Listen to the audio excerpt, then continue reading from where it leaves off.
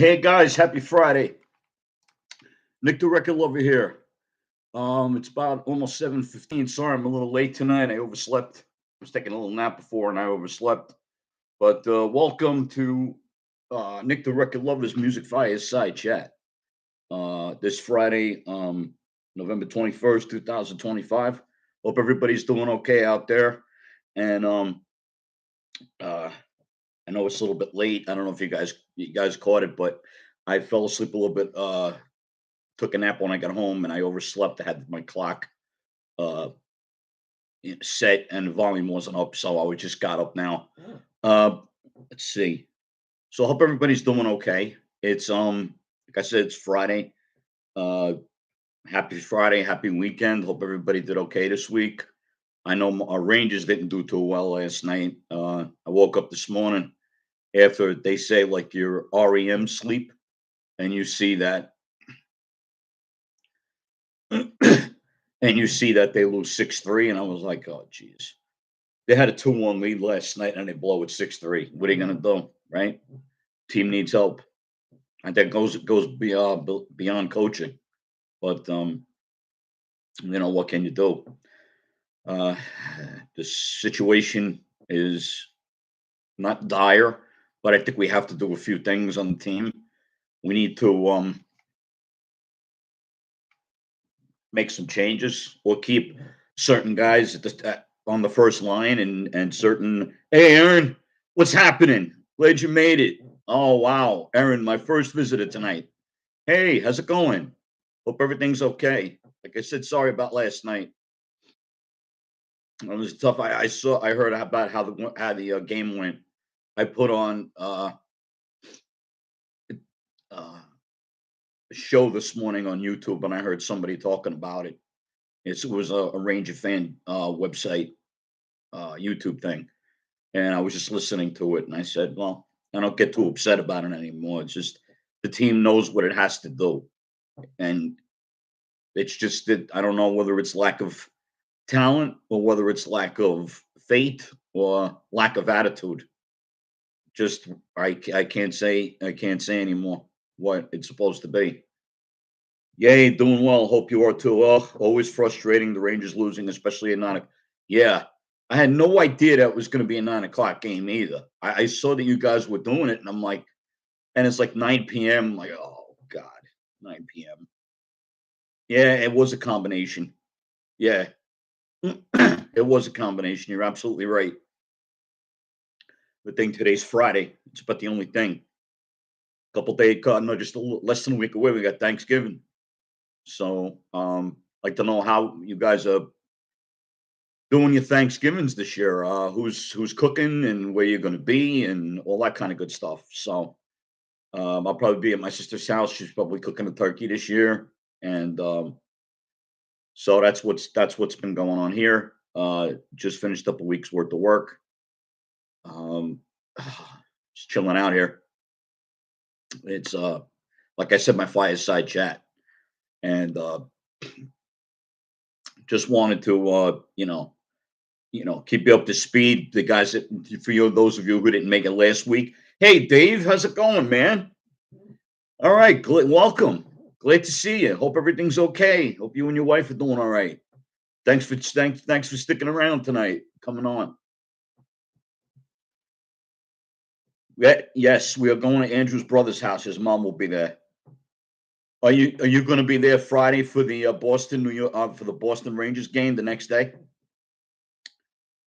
I think they're playing Boston on Friday. Hey, there he is, the man, the myth, the music, Andrew, ranting New York Rangers. How are you, buddy? Sorry that we lost again last night. What are we gonna do? Besides, well, we can't skate up right now, but one day that'll be possible, maybe. And we still got to go to a game in the new year. I hope it's gonna happen. Uh, we should be at his mom's on Friday, weather permitting. Okay, yeah, I didn't hear anything about what's supposed to happen next week. All I care about is what happens tomorrow or the day after. It tonight. It's not doing anything right now. So I wanted to keep you guys up to par. Aaron and Andrew and David. Here and happy Thanksgiving to my American friends. Yes, happy thank. Yep, David. And so I said, David, you're in Australia right now, or are you in England? I'm not sure where you guys are. Oh, there's the pumpkin pie icon. There you go. Yeah, I have to say I'm not too big of a fan of pumpkin, but it's okay. It's all right. It's all right. Um, we had ourselves a full breakfast on Monday at work. We all brought in something. People brought in sausage. People brought in, muffins. I brought in muffins. People brought in chicken and waffles because in Pennsylvania that's a delicacy here, and that's nobody really likes pumpkin pie except for you. Yeah, probably, Aaron. I've tried pumpkin ice cream before, but I'm not that huge of a fan of it. I had a taste of it, but it's not bad. But I'm just not a pumpkin fan. Excuse me, gotta get a water break. Brought to you by Deer Park. Deer Park, that's good water.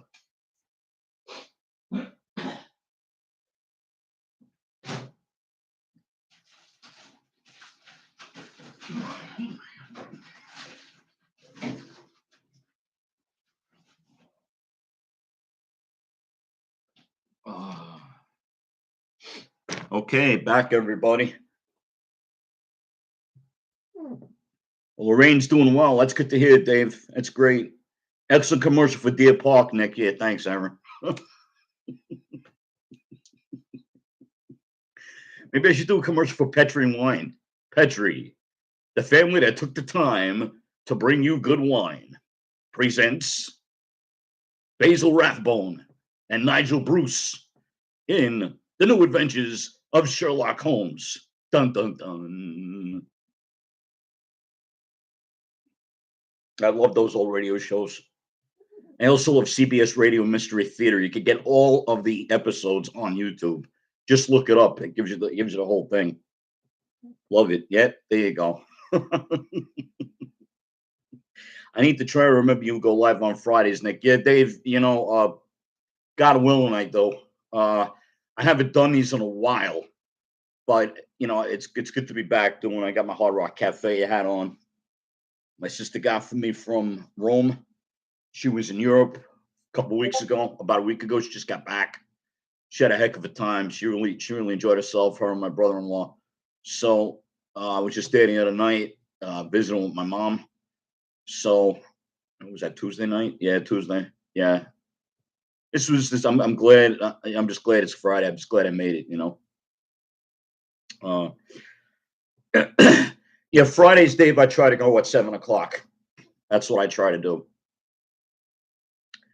And do music, hockey, whatever. Yeah, she had a great time, Aaron. Yeah, yeah, yeah. She was at Spain, France. She got me caramels from France. They're really good. Come in like a little box like that. It was really. They're really good.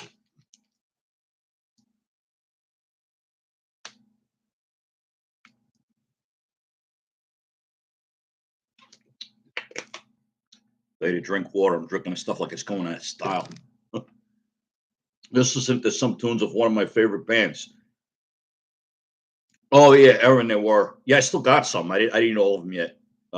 Yeah, the caramels were great. Uh, I think I just ate one. I don't think that I ate all of them. I didn't eat all of them. A lot of small faces. Yeah, which album is it? Is that still with Steve Marriott and Ronnie Lee, or is that when? Yeah, well, it must be the small faces because they became the faces when Rod Stewart joined. So the small faces I like. I like their album Ogden's Not Gone Flake. Oh, okay. Faces, the first album. Small Faces. Is that the one with Itchy Coo Park on it? Because I have that single. Excuse me. On the immediate label.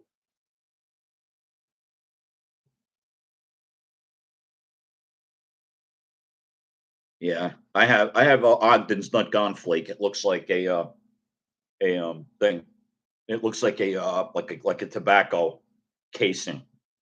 And I bought the reissue of the album. I really like the concept of the album. Small people. Short people, not small people.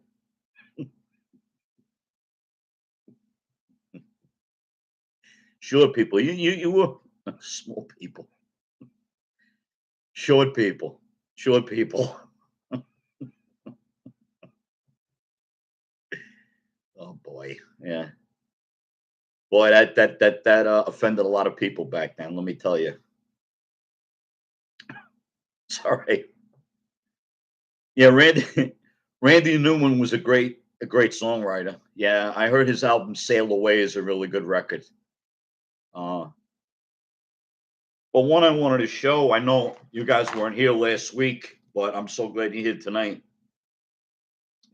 This is an album I bought a few weeks ago at my friend's record shop. It's Railroad Records in Bethlehem, Pennsylvania. Look them up online. Hey, Nicole, what's happening? Glad you came. Glad you're here. Glad you are here. This is a record. I know some people saw this last week, but this is a record, Beatles '65. I bought I think earlier, like September-ish. I bought this. It's a reissue of Beatles '65, but some of these tracks were on Beatles for Sale. So Andrew would probably get a kick out of this one. This is almost the equivalent to the English Beatles for Sale that came out in the UK, and I know that's one of Andrew's favorite records. So this has got like songs like No Reply, I'm a Loser, Babies in Black, Rock and Roll Music, I'll Follow the Sun, and Mr. Moonlight, which basically all of those songs are on Beatles for Sale. But the other side has some like Honey Don't and Everybody's Trying to Be My Baby. The other three songs are I'll Be Back, which was left over from the Beatles, A Hard Day's Night in UK, She's a Woman and I Feel Fine, released as a single in the United States and also in England. So I love this compilation. I was listening to it the other day, and I know that's Beatles '65. Oh, okay. Shalalala Lee. Okay, yeah. It's the one that has What You Gonna Do About It. Shalalala Lee. Because I know there's a Manfred Mann song called Shalala. Okay. All right. Yeah. Yeah, I love that album. I know you love that album. I know. That's why I have it out. Yeah. Yeah. Shalalala Lee. Yep. What You Gonna Do About It? Yeah, I think a couple different bands did What You Gonna Do About It. I think the Hollies did it, and I think Cilla Black did it. She did it on an album called Is It Love? She was a protege of Brian Epstein, who, of course, famous for his work with the Beatles, managing the Beatles. But he had to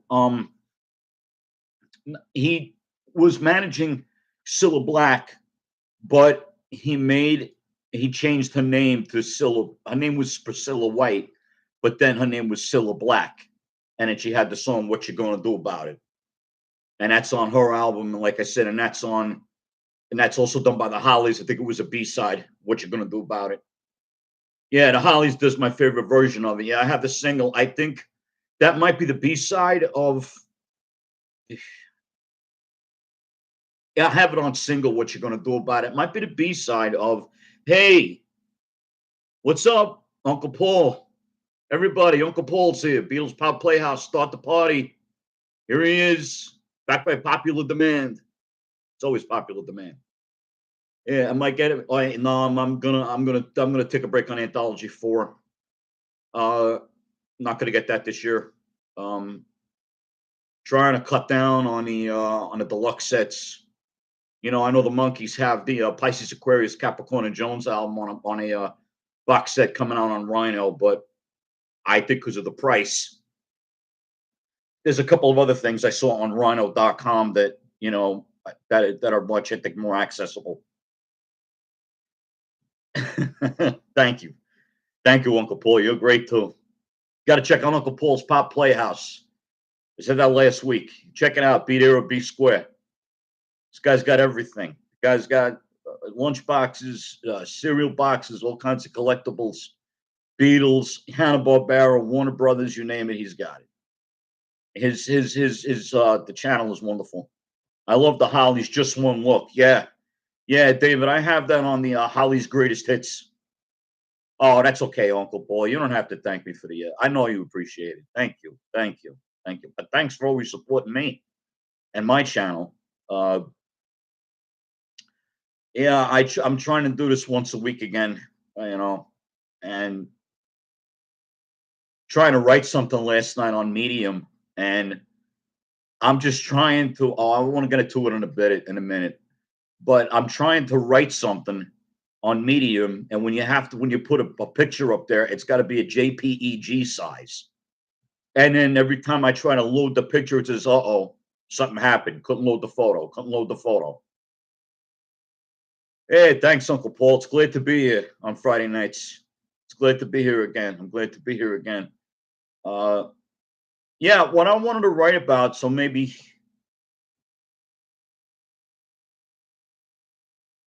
yeah, he does have a great channel, Aaron. Yeah, thanks for supporting Uncle Paul, everybody. He's got great stuff. He did it. I saw one of his shorts on the Hey Jude picture sleeve that was homemade. There really originally wasn't an American picture sleeve for the Hey Jude 45, but he had a video about it, and there's a full length of it on there too, as well as like the 60-second, uh, 30-second shorts that a lot of people make. I usually make mine, 2 hours, but however long I can make them. But I was trying to write. Thanks, Aaron. I appreciate it. Yeah, it's always a great time. Guys, check out the Ranting New York Rangers. They do Ranger games, and they're big Yankees and Mets fans, sports fans. All are welcome to their channel. All kinds of fans of all kinds of sports. And hey, Dave, yeah. Oh, I also love Dave Clark 5. They were as big as the Beatles in America back in the 60s, if not even bigger. Well, maybe at a certain time, but I don't think they were bigger completely than them. But yeah. Yeah, I have the Dave Clark 5 albums too. I have You Got What It Takes. I have 5 by 5. I have Dave Clark 5's greatest hits. I have a Dave Clark 5 compilation with everything in true stereo on it, because a lot of stuff that came out previously on CD or LP what wasn't in stereo. It's an import, and it's got all the hits in true stereo. The Fantasy Sleep for Hey Jude. Yeah, that's the one. No, I hate the Mets and Rangers. You hate the Rangers now? What happened? You lost faith? What's going on, Andrew? You can't do that to me. Don't do that. You hate the Mets and Rangers. No, you don't. You don't hate them. You can every year when I watch the Rangers, they suck. Okay. And uh, you know, every time, the Rangers in the past, when I get annoyed with them, I said, that's it, I'm taking a basket weaving. And my friend said to me, "You're never going to leave the New York Rangers fan base." And I said, "No, you're right. I'm not going to leave the New York Rangers fan base. Because God forbid this earth shifts on its core and the Rangers start playing real hockey and then win the Stanley Cup with the 8th seed like the LA Kings did. Maybe, yeah, maybe that's in our future. I don't know. I don't know what JT Miller's doing. I don't know. He keeps talking, but not really doing it. Well, I can't say he's not doing anything because he scored twice last night. And Mika is scoring still, but they can't win games now. Now they're scoring, now they can't win games. So, again, 2014 again. No, that's not the. Wait a minute. No, when they weren't, no, that's. Yeah, the basket weaving could be very therapeutic. Yeah, yeah, it very well could be. One of those tasty drinks you make for Thanksgiving, Aaron. Erin's a great cook. You should check her out. You should check out Ranting New York Rangers. Erin makes some great drinks and food and desserts. And yeah, we lost to them in the finals in 2014, but I don't think the Kings had the 8th seed. That's when they beat the Devils, I think, when they had the. Yeah, I know the Kings beat us. I know. I mean, in 2014, I was so overwhelmed with the Rangers being in the Stanley Cup final. I didn't. I was hoping with my heart that they would win more for my mom than they would for me. but uh, she saw the Cup in '94. Yeah, they were the eighth seed against the Devils, but they were in better shape in 2014 when they beat us. And I knew that something was gonna, I was happy to be there, but I wanted to win that year. I mean, this wasn't like a 1976 Yankees thing where nobody expected them to beat the Cincinnati Reds and they didn't. So, and the Yankees didn't even think they were going to beat them because there were only two guys on that team that did anything in that series. But the Mets, the Reds were too good back then. But that's a digress. Um, what I wanted to write about last night, I wanted to write about the Beatles' White Album, and my topic was going to be called, and a few other Beatles things. Uh, it was going to be called, or I might still be able to write it. It's going to be called. It was going to be called "The Beatles' White Album is my favorite, but dot dot dot," and my subtitle was, "Well, is it or isn't it? Well, is it or not?" Is what my subtitle was for, because there's a few people I talk to about.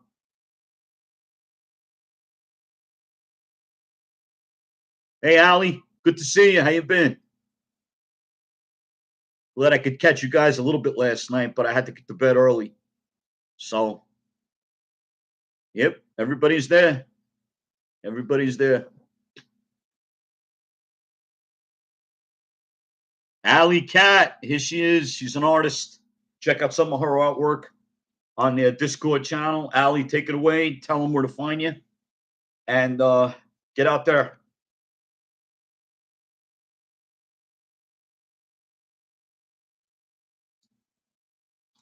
As far as the Beatles, hi Lorraine. Yeah, yeah, all right. It's not much. It's not Andrew. It's not much if it's the best. Is that people say it's somebody? Some people say it's their favorite, and then they come out and say things like working on an animation. All right, okay. Ali is on YouTube, Instagram, and occasionally on Discord. It's raining, Lorraine. Hallelujah! It's raining, Lorraine. Oh boy, you guys are terrific. Um, but Andrew, what somebody said to me once was, yeah, the Beatles. The Beatles White Album. The Beatles actually is the name of the album, and it's just the double white, cover. But it's the white cover, the double album. And someone said to me once, it's like, my favorite album is the Beatles White Album, but I can't stand Revolution 9. I don't like Blackbird. I don't like Piggies, and I can't stand Helter Skelter. I'm like, no, I didn't say this, but I was okay. How is it your favorite album? If you like hate four great songs on it. Yeah, and I'm a big fan of Revolution 9. Right here. Right here. I got all of that dialogue practically memorized on what's on Revolution 9. So, you know, that was an experimental thing. I think people say stuff now more on the internet to get people's dander up. But it's on social media when you have like these John Lennon fan zones, and they talk about the same things every every other day. It's about that John wasn't a good father to Julian. Julian didn't get the money. He walked away from Cynthia. I mean, it's all one sided, and people will put, yeah. And Cynthia got married four times after John, and said she'd never forget him, and she loves him. Yeah, crikey, that's like hating half the album. I said, yeah, see, Dave, you got it. It's like hating half the album. I know.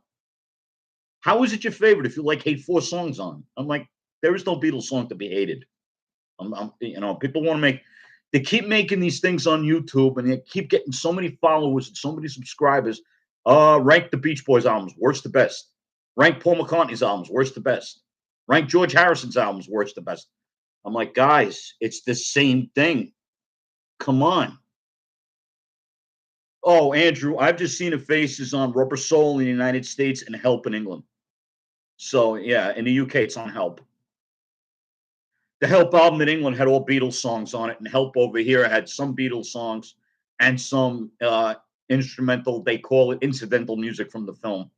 So it was half a Beatles record and half a soundtrack album. But over in England, it was all of the it's all Beatles songs. But I think that the American version of I've just seen of Rubber Soul is better because I love both. But I think that I've just seen a face. Just hold on a minute. Let me see. Talk amongst yourselves. See what I can do here.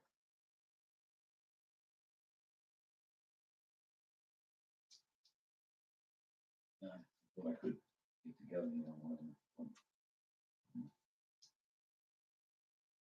Here comes my baby.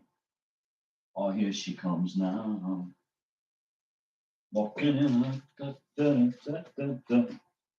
with another guy. Yeah. Oh, yeah. Let's see here.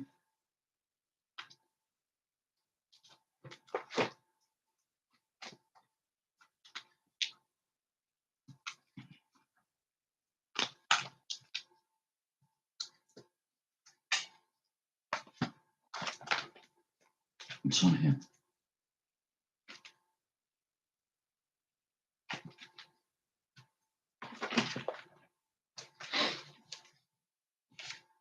Yeah, so I was another Deer Park water break. Yeah,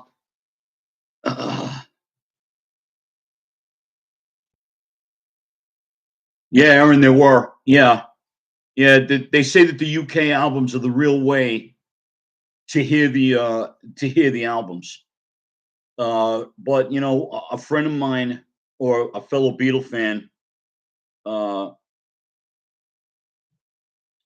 I've kept every vinyl record I ever bought. I have 25 feet by 25 feet storage locker full of my vinyl. Oh, that's great.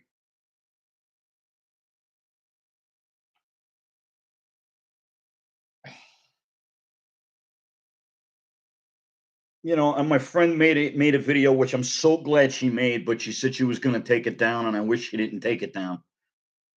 Because she said, you know, Beatle fans, you know, they criticize other Beatle fans because, well, you're not a real Beatles fan unless you like the UK version of Revolver over the American version. Now, the Beatles Revolver is my favorite, and in my opinion, their best thing they ever did.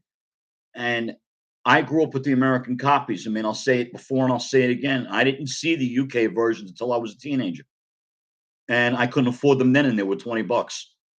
The imports that came over. Um, but she said that so many people complain about different things. It's UK versions. You're not a John Lennon fan if you don't like Yoko Ono, which up here, all right, I don't like Yoko Ono. I'm not a Yoko Ono fan. I'm not. So that's it. That's that. And it's like, oh, you're not a fan because you don't have this thing, or you don't have all of these versions, or you don't have everything. I mean, there are people that just have every single solo album. You know, I'm not. I have to say with the Beatles that their solo stuff was choice, and still is, because I think that they were living trying to live up to their own, trying to live up to themselves. They tried to be. They wanted so much to be better. As I think sometimes as solo artists than they were as the Beatles. Maybe that's just an observation on my part. But I think that they tried to distance themselves so much when they did the solo work. But no, David, I know the group, The Jam, but I don't think I have anything. I don't have anything by them though. But here's something I think that a few of you out there didn't see last week. But Andrew, Morrison Hotel, The Doors. I found this at my record shop, a Railroad Records up the street from me, and it's an original copy from '70. I picked it up. It's got a little cutout on the corner. It was like a cutout. It was in a cutout bin, but this is an original album. I'm glad I found this. Um, it's I love yeah. It's yeah. It really is. It's an original copy that I got. I was lucky to get it. It was in a box of records that he got out of a collection. This is the original Electra sleeve that came inside, and here's the original inside sleeve. It's the original one. I mean, I think I got this for like maybe $15, but a reissue was like $26 now. And I was gonna do that because I bought the first one. The first one I have many incarnations of the first album, but I don't. Does that have Ship of Fools? I believe you are correct. Yes, it's track number 6 on side 1. Yes. Yeah, Dave, you prefer listening to vinyl and CD? Yeah, yeah, yeah. I like listening to vinyl more too because I like CDs and I love my DVD audios. I love the surround sound mixes that they make of albums. They're doing a whole collection of the Doors. It's called Immersed, and it's all their albums on Blu-ray from the first one up until LA Woman. They didn't do the ones without Jim Morrison, like other voices and Full Circle. They didn't release those. I have actually other voices. I have that album with just the 3 of them. I don't have Full Circle. But what I do have mix wise is the Doors. It's a box set. It's called the Doors, a collection. And it's all the original albums, no bonus tracks, but all the original albums remixed. So you get to hear the full version of uh Break On Through to the other side. Because when he goes, everybody loves my baby. They cut it off as at She Get, but the name of what he's saying is She Gets High. It's She Get High, She Get High. That's in the remix. You can hear that in the remix. It's not in any original version of the song. Not on the mono, not on the stereo, not on the remastered. They're on the remix. It's a Doors collection. It's a small box and like a milky, I'd say milky, kind of like small off-white box, and it's all the albums. Yeah, well, I don't know why Soft Parade got bad reviews. I don't even know if that even. I don't remember even having that get bad reviews. I mean, I've seen that in albums that you must have, and albums that Rolling Stone likes. Yeah, well, because Andrew, I think because they went with horns a lot. They did a lot of brass instrument stuff on that album. That's why they went in a different direction with it. But there's nothing wrong with the record at all. I have it. I have the original. I have Strange Days.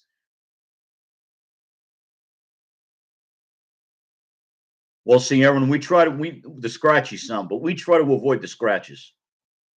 When we buy records. So that's what I remember as a kid. But as you get older and you collect, didn't they give the Doors a hard time for wanting to sing the word higher? Yeah, yeah, on Ed Sullivan, and they did. They sang higher anyway, and they got kicked off. They got kicked off, and they said, "You'll never play the Ed Sullivan Show again." They said, "We just played the Ed Sullivan Show." All right, Dave. No, don't be sorry. I'm glad to see you. I hope to see you again. I'll see you, of course, at the next Rangers, the New York Rangers. We're at the New York Rangers chat. That's for sure. I'm just taking it. I'm just taking into consideration that it's just fun to watch the games now. You know. Yeah, they gave the Doors a hard time, and they said you'll never play the show again. It's like we just played the show. They didn't need that much exposure after that. But I think Strange Days is a good record. LA Woman is terrific. That's their last album with all the original members. Yeah, right. The Doors doing the show. Yeah, too late. Been there, done that. That's right. They were never on again, but who cares? He said that the Rolling Stones would never be on there again after they did Satisfaction. They were only on like 4 more times after that. Yeah, Andrew, I saw that movie and I liked Val Kilmer's performance, but I did, and I liked it. I liked the music, but Oliver Stone likes to go out of proportion, I heard, with his movies. And I heard the Doors say that a lot of stuff that you saw did not really happen. Robbie Krieger, John Densmore, They said that they didn't that what you saw didn't really happen. Like he didn't put his fist through a TV or whatever, something like that. That they said happened and really didn't happen. I mean, there's the Queen movie out there, the Bohemian Rhapsody movie. They said had a couple of scenes in that scenes in that movie didn't even exist in the band's career. So it's like, oh, these things they guys can't get it right. They're putting it out probably just to get the music out there, and that's all well and good. But if you want to see real films, you got to watch like the documentaries, and you got to be prepared for stuff because you're going to hear stuff you might not like. I mean, what did you think of it, Andrew? Because I liked Val Kilmer's performance. They, when the remaining doors heard his voice, they couldn't tell if it was him or John. I mean, Jim. I'm sorry, Jim, not John. But I did see the Oliver Stone film. Yeah, yeah, but only once. I took a friend of mine to see it when it came out. I thought it was good. Like I said, it was enjoyable film. Uh, but I do like the music now more than I liked it then. I had like the greatest hits, the 2 CD, but then I wound up, I think I got rid of that, and then I got like the stuff that like the meat and potatoes part of the group. And I have a collection called The Doors A's and B sides, all the singles. I think they're missing one, but it's most of the A's and the B sides. And oh,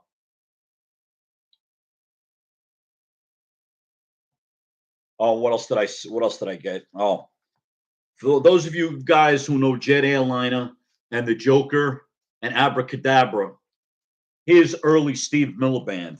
It's called Brave New World. It came out in 1969. And actually, Paul McCartney is on this album on a song called "My Dark Hour." In My Dark Hour. But both kinds of movies are fun. Yeah. Oh, I was a kid when I saw it, so I got into the Doors, but I could see how things get twisted with movies. Yeah, they are fun. Yeah, yeah. Yeah, with those kind of movies, it's hard to tell what happened versus what they added for entertainment. You're right, Nick. Real documentaries are the best way to go with accuracy. Yeah, yeah. There was the Buddy Holly story that had Gary Busey in it, but they said a lot of that didn't happen. And Paul McCartney did his own documentary about Buddy Holly because he owns Buddy Holly's catalog. So he did the movie that game. What's that? The thing with CDs or downloads, no B side? I don't know what you're referring to.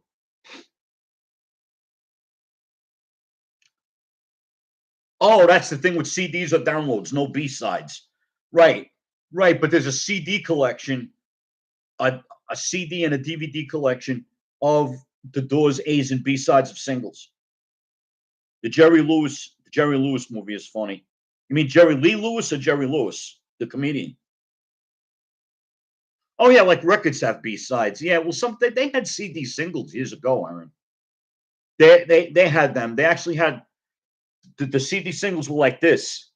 And oh, Jerry Lee Lewis, yeah, yeah. Jerry Lee was a funny guy. He really was. He was a character. I mean, they said he said he always needed a bottle of Jack Daniels to get up and play, and then he had a bottle of Jack Daniels to go to sleep. And wow, he lasted as long as he did. But great piano player. My father loved him. He was the killer. Yeah, he was the killer. Whole lot of shaking going on, man. Oh yeah. Oh yeah. Great stuff. The record shop I go to, the guys, the owner of the place, my good friend Asa, he loves stuff from like the 1920s and 1930s, the blues, R&B, Little Richard, all kinds of stuff he likes. 78s. He likes the 10-inch records that came out. I feel like, and I might be way off, but B-sides were for less known, maybe less popular songs, which sometimes made them interesting to see what would be on it. Sometimes, yeah, the Ray Charles movie I heard was good. Yeah. Sometimes, Aaron, with B-sides, they would also be on the albums too. They would save them for the albums, or they would just need to fill up the other side of the single. But there are some great B-sides out there. I wrote a column on B-sides for 6 years for a newspaper over here in Pennsylvania. And there are some great B-sides that need to see the light of day. I write about that on the Medium page that I have. But I love B-sides. I love collecting 45s, especially if they got picture sleeves. You know, the Beatles usually have like double A-sided singles. You know, like I Want to Hold Your Hand, and I saw her standing there. A Hard Day's Night. I should have known better. She's a woman. I feel fine. She's a woman. You know, both of those songs. You know,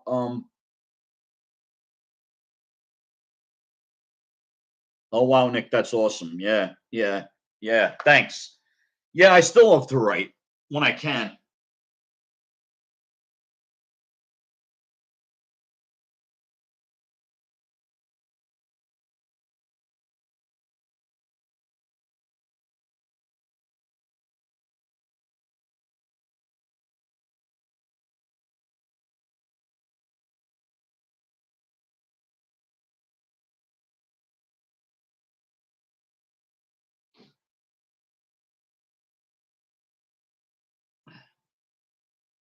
Here's just a couple of picture sleeves, Aaron. Here's a they made cardboard sleeves in the UK like in the 1970s because the Beatles singles in the UK did not have picture sleeves. They just had sleeves that said Parlophone. They were black, and they were like green sleeves that said EMI and all of that. But this is what happened. This is like a 1976 collection called the Beatles Collection, and it was the singles collection from 1962 to 1970. And here's one for Baby You're a Rich Man and All You Need Is Love. That they use this picture sleeve quite a bit for for the 67, 68 singles in the United States in the on EMI. But it was in 1976 when they started this because they weren't originally picture sleeves like they were over here. Um, so that's one of them. That's one of my favorite pictures. They're actually filming Penny Lane and Strawberry Fields Forever in that picture. So very nice. Thanks, Aaron.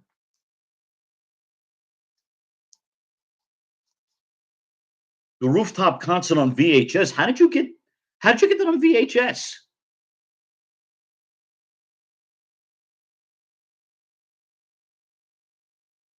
Oh, thank you, Aaron. I appreciate that. That's very nice. Thank you. Thank you. I love it. I love writing.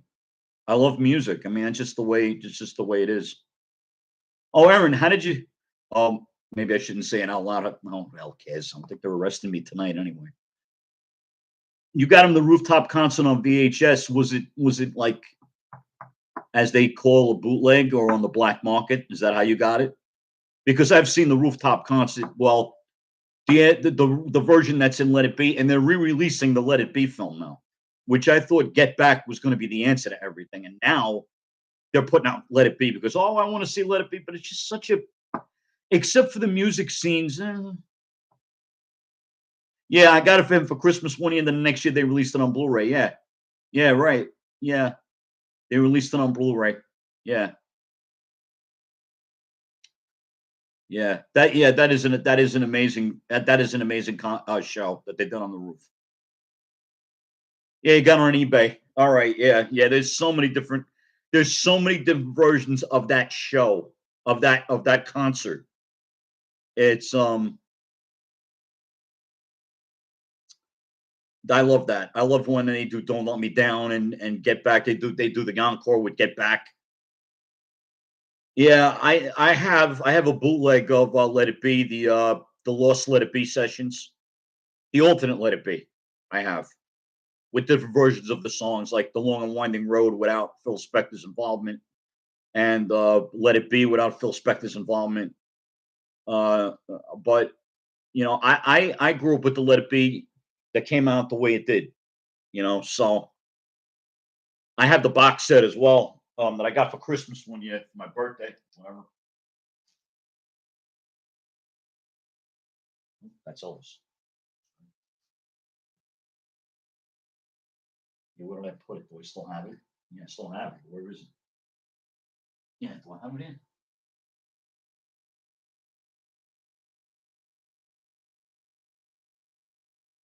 Let's see. Where is it?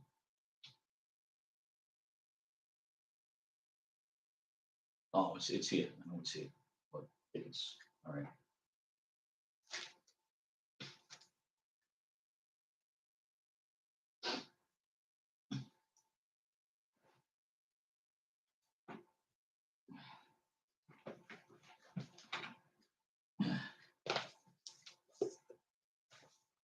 Here's a book I got last year. Santa Claus got me for last year. The Beatles, album by album, the band and their music by insiders, experts, and eyewitnesses. This is this is yeah. Erin's going to jail. She got it illegally. Yeah, right. Okay, yeah. I'll be there to bail you out in 5 minutes, Erin. Don't worry about it. One after 9:09 still kicks all day. Well, all day. Yes, and sure did. She sure did do a good job. Yeah. One after 9:09 was written way back in the early 60s. I have an original early 1962 version of One After 9:09 when they were in EMI like for the first time. Yep. You're welcome, Aaron. Yep. I will be there. I will be there. Because if they arrest you for then I'll just say, hey, you want to see all the elite? You want to see all the black market stuff I got on the Beatles? Yeah, put me away. Yeah, okay, right. See what's going on in New York right now, and you're going to worry about buying an illegal copy of Let It Be. Oh, hey, Bulldog is absolutely great. One of the best Beatles rockers that are out there. I mean, that was just made in one session in early 1960, not in one session, but in early 1968, February. And that was included on the Yellow Submarine soundtrack in the United States, but it was not in the American version of the movie. It was in the UK version of the movie. But then when they re-released it on DVD in the United States, they put the Hey Bulldog sequence inside Yellow Submarine. And it's really weird. But it's fun. It's fun. It's a fun sequence. Because in the United States, when they did the when they made the soundtrack for the United States market, Paul McCartney said about a Hey Bulldog, he said, we don't really need that on the album. Let's just give that to them. But it's a great rocker. I mean, there's actually if you go on YouTube, you could see them actually recording that in the studio. You could see them laugh when they're saying, you got it. That's it, man. That's it. You know, what do you mean, man? I already have grandchildren. Dun, dun, dun, dun, dun, dun, dun, dun. Hey, dog. What does he say? Yeah, it's a great song. Hey, Bulldog. There was a girl group in the 60s called Fanny.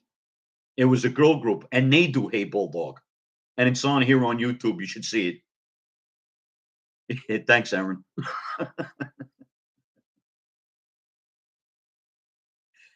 You're like Ned Flanders of the Beatles. If I've ever seen that Simpsons episode, Milhouse and Bart were messing around and Trolley smashed. Oh, its way through into Ned's Beatles collection. Oh, God. Not about to record it. They were recording it. And they were all, it was, you could see them like laughing during the parts that they're laughing at in the song. They got the headphones on, and actually they used that film also for the Lady Madonna single, but it's not them singing Lady Madonna, it's them singing Hey Bulldog. And it's one of John's great songs. Hey, what's that, dog? Roof. What did you say? I say, Roof. You know anymore? Row! You got it. That's it, man. That's one of my favorite albums. My favorite songs. Hey Bulldog. And part of the Yellow Submarine movie.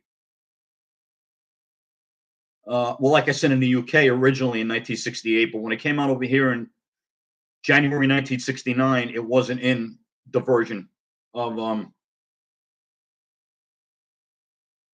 late December 68 it came out over here. Hey Bulldog. Yeah, right. Well, the Yellow Submarine soundtrack came out in January 1969. But Hey Bulldog and It's All Too Much and Only a Northern Song, those were all recorded a couple of years previous. Only a Northern Song was recorded during the Sergeant Pepper sessions. It's All Too Much was recorded right after they finished Sergeant Pepper's. And Hey Bulldog was recorded like early 68. Like Ned Flanders. Yeah.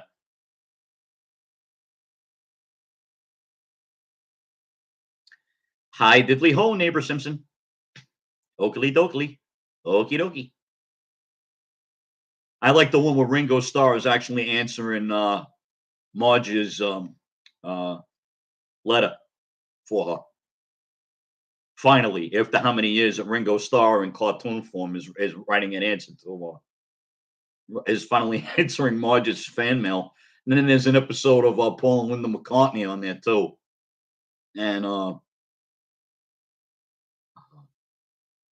it's funny stuff. And I'm glad that they did that too.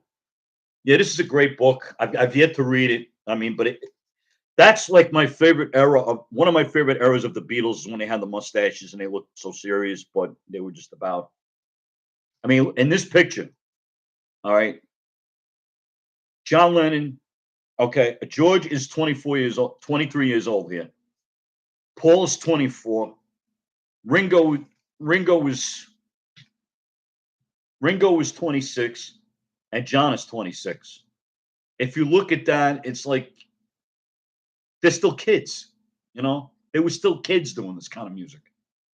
But McCartney, when they did Sergeant Pepper's and started growing mustaches, they were like, "We're not boys anymore. We're men." It's like you're 24 years old. I mean, you look back, that's still being a kid. So in high school, I was in marching band. We did some Beatles songs.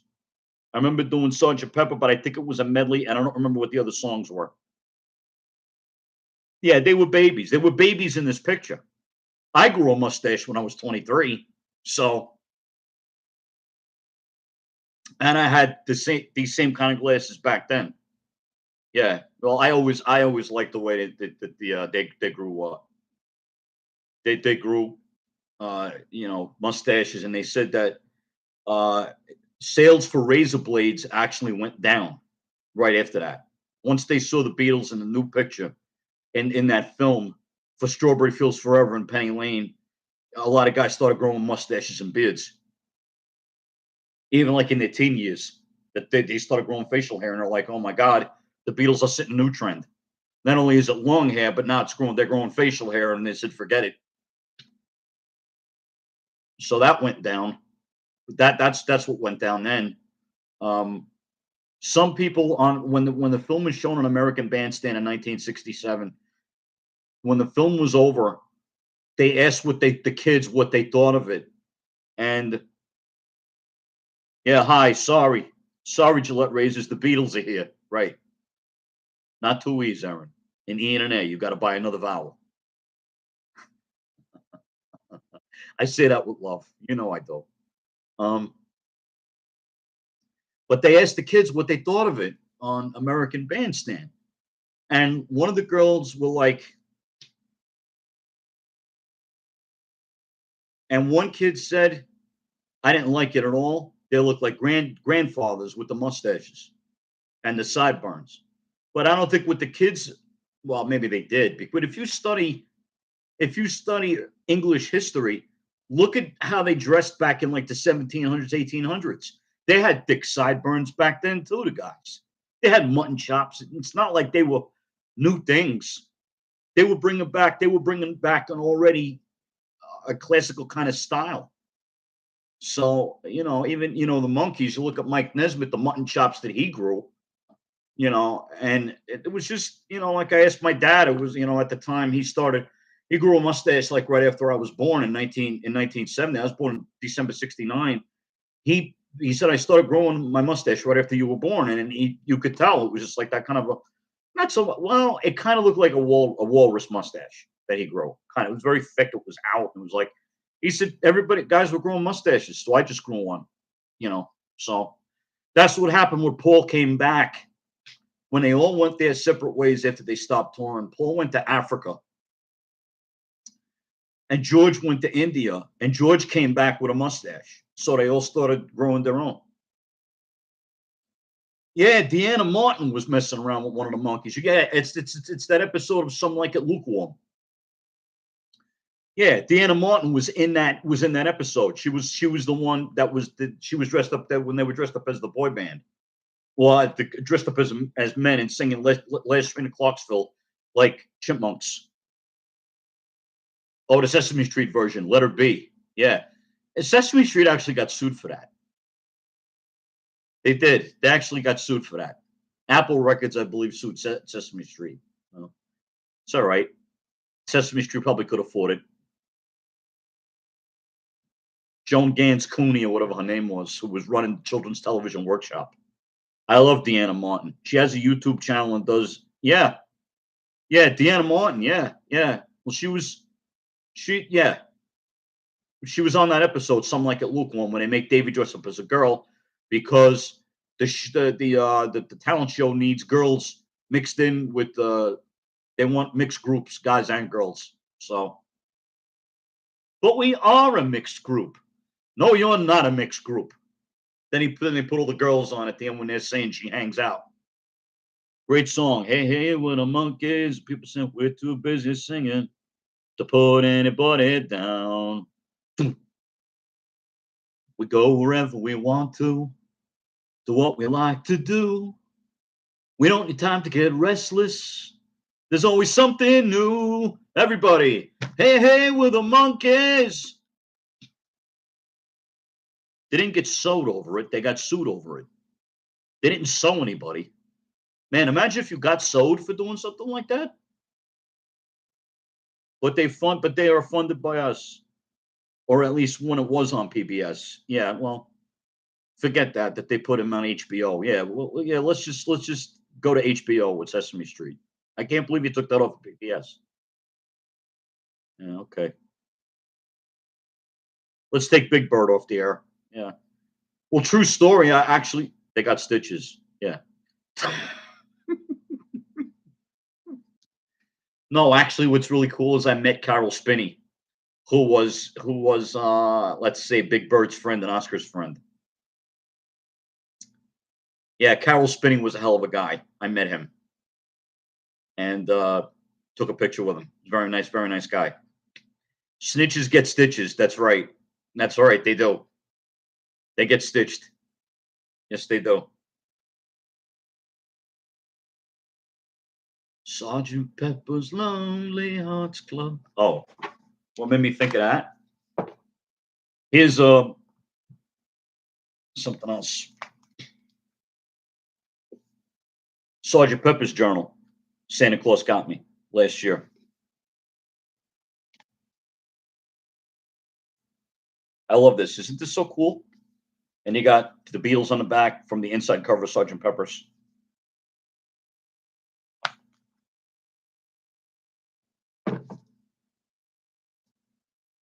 Lovely Rita. Yeah.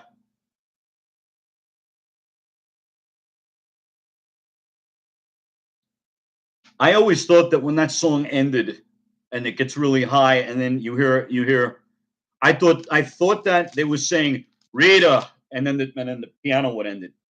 And then I thought it was leave it. What British say, like they say leave it, like leave it alone. But it's not. It's not either one of those two songs. It's Ringo. It's John going, I don't believe it. You got to really listen to it. They're going, oh, it's Ringo. I'm like, that's not Ringo. That's John. It's got to be John. It can't be Ringo. I got to listen to it again, but I think it's Ringo going, I don't believe it. Then Good Morning is probably my favorite song on the album. But um, yeah, Sergeant Pepper's is a great record, but I won't say that that's my favorite Beatles record. No, my favorite is Revolver. Okay. Oh, and something I wanted to show you guys last week that weren't here. Um,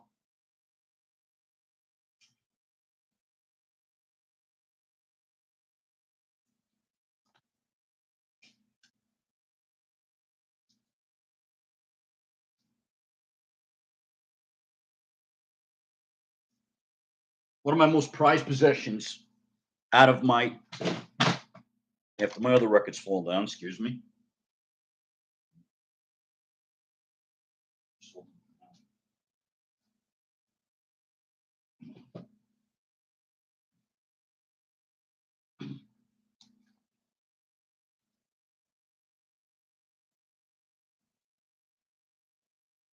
One of my prized possessions is a signed Revolver album. This is a mono copy.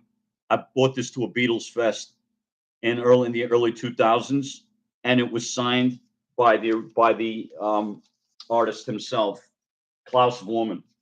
He was also a bass player that the Beatles met in Germany, and he was an artist as well. And he designed this album cover, and he signed it for me to Nick. It's over here. Yeah, I can. Okay, to Nick Klaus Vormann, and he was such a nice guy. I mean, he's still with us, but he played bass on a lot of people's songs. He's on. Oh yeah, Octopus's Garden is great. Yeah, if you watch the original Let It Be Get Back film, you could see Ringo and George working on Octopus's Garden. Because a lot of that Let It Be stuff was recorded in early January, but they were working on Octopus's Garden as far back as January 1969. But what's funny is that after that rooftop thing, they thought about what they were going to do with Let It Be, but they went right into Abbey Road the next day. As soon as January ended, February 1969 came along and they started working on Abbey Road. Come together. They started working on it. They even did Maxwell's Silver Hammer during the Get Back sessions. And they're saying, "Oh, that's the song that broke up the Beatles." I'm like, just stop that already. Just stop. I mean, stop with what song broke up the Beatles. Come on. And I'm just like I said before, just a PS on what I was saying about a half an hour ago. Is the Beatles give us so much great music and so much fun. I mean, I'm not a first generation fan, but it doesn't matter what generation you are. Yeah, Ali saw it last week, Aaron. Yeah, she appreciated it. Yeah, yeah, yeah. Great that I had it signed. Yeah, I took that at the last minute. I took it at the last minute to go see him because they said Klaus Woman is going to be there. Do you want to take something? They said go run inside and get something for him to sign. And I did. I said I got to bring a Revolver cover with me. I said let him sign it, and he did. It was for free. He signed it for free, and we took a picture of it. But that was one of these original cameras. I got the pictures, but and he was as nice could be, Klaus Vormann. I said, I know that you played at the concert for Bangladesh in 1971 with George, and he was very nice about that. Very humble guy. He's like, "Oh yeah, that was a positive time." The concert for Bangladesh, and he also did some bass playing on Carly Simon songs, and he played on "You're So Vain." Not only that one, but he played on that one. I said, "Look, I know you're playing bass on some Carly Simon songs." He goes, "Oh yeah, you're so vain." For example, like his eyes lit up like a Christmas tree. I said this last week, but that's like one of my favorite memories. You know, of me and Klaus Forman, because when you hear that bass in the beginning of "You're So Vain," and Carly Simon goes, "Son of a gun," she's actually reacting to the bass playing. I just found that out about 2 or 3 days ago. But she just loved the bass. She's like, "What is that?" And it's like, "That's Klaus playing bass." And she's like, "Oh my god, keep it in." When she goes "son of a gun," it's like she couldn't believe how great the bass was, how smooth that bass is when he was playing. Oh man, yeah, he had a good time working with Carly. So I'm gonna tell you something about "You're So Vain," Aaron. Is that Carly was working on the song, and as history says, but she said this, so I'm going to take it as face value that she was working on the song "You're So Vain" with Harry Nilsson, who brought us songs like "Everybody's Talking." I guess the Lord must be in New York City. If you've seen If you've seen You Got Mail, there's I Guess the Lord Must Be in New York City by Harry Nilsson. Without You was by Harry Nilsson, even though Badfinger wrote it and did it first.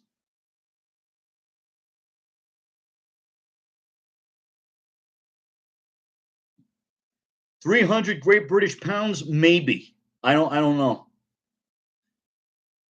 Maybe. But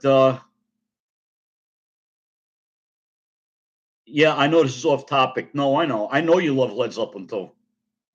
Yeah, I have it. I have Led Zeppelin too. I got a shrink wrapped copy of it, but the shrink wrap was getting so dirty, I just took it off. I mean, I have it. I have the record. I do. Let me see if I got it over here. Hang on a minute. Talk amongst yourselves.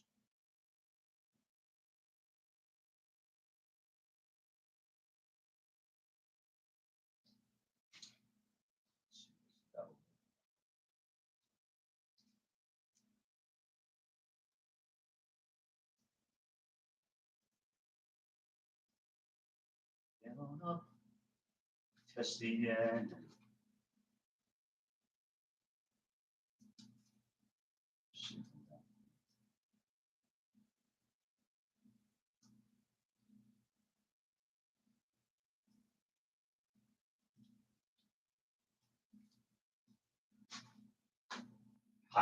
it is. 2 copies.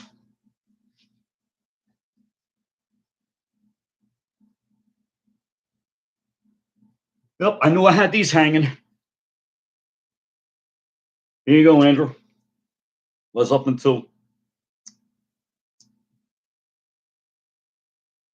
talk amongst yourselves. Hey, Lauren. Hi. Hey, the lovely and talented Lauren Ferguson, everybody. Give her a hand. Let's give her a warm welcome. I'll put up the thermostat to about 75 degrees. There's a warm welcome. Speaking of which, my electric bill just went up. You put heat on for one night, and never mind. Don't even talk to me about electric bills. This is a later copy, though. Andrew, this is like a late 70s copy. But what is the one that I have here? Oh yes, this is an RCA Record Club issue of Led Zeppelin 2. Neither chicks nor peas, but they're delicious. All they neither chicks nor peas. Discuss.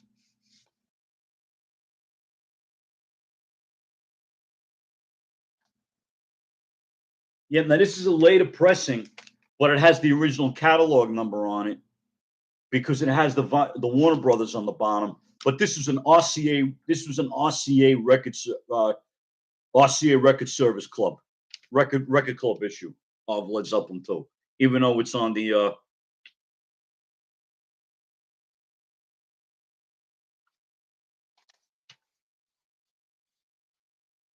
yep, Led Zeppelin 2.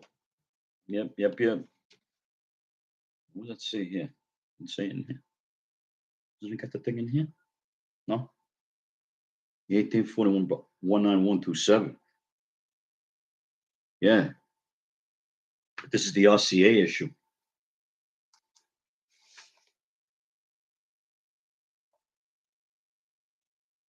Huh.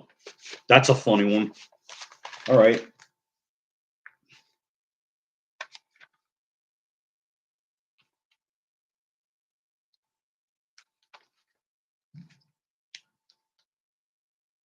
Hummus. Amazing album. I'll be coming to pick that up tomorrow. Yeah, you could pick it up, but you got to put it back down. I got curious. Look a little deeper. Someone sold the Revolver album signed by Klaus Woman for $963. You couldn't he just round it off to like 960?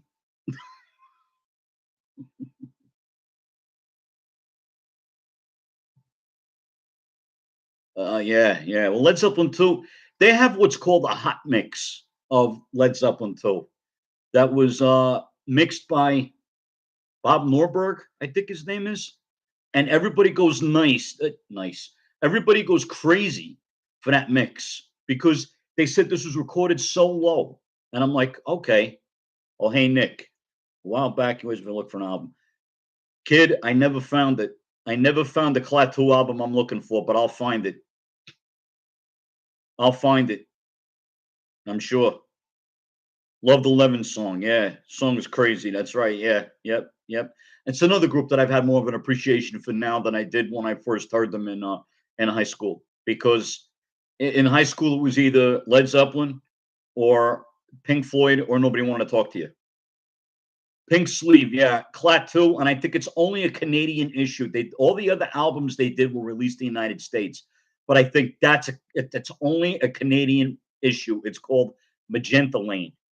It's on Capitol Records, and I think it was only released in Canada. A friend of mine had it in his shop years ago. It was in shrink wrap. It was 15 bucks. And I was like, yeah, I don't want to buy just one thing for $15, and that's it. So I left it there on the following weekend when it wasn't there anymore. So yeah, I'll find it. It's got to come out. I mean, I look for it on CD to try to get it, just to hear the thing. And the CD is amazingly expensive. I mean, I don't know why. I don't know. Some things they just go straight out of print, and you can't get them anymore. You know, when you put Lauren put hummus. Kind of sounds like the end of Strawberry Fields Forever when he goes cranberry sauce, cranberry. You know, the Beatles when Lennon made that joke at the end. The thing is they recorded Strawberry Fields Forever in November 1966, but didn't release it until February of '67. And he was saying cranberry sauce because they were making fun or having fun with the concept of how we as Americans, how we do Thanksgiving when we have all of the food on the table at the same time. Because they say the English, they don't eat that way. Like they don't have 1,000 things on the table at once. You know, cranberry sauce here, mashed potatoes here, the sweet potatoes, gravy, all of that. So I've had hummus. I've had hummus. Yeah, I've had hummus. Yeah. I had it on a pita bread.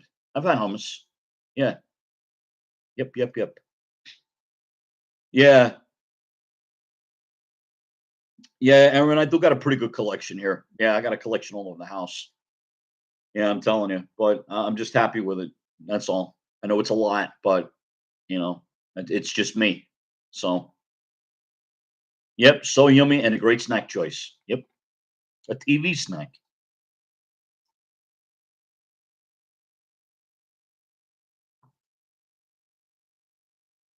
You could get me the record, Andrew. Yeah, just you got to show me a picture of it because I'm very picky when it comes to records.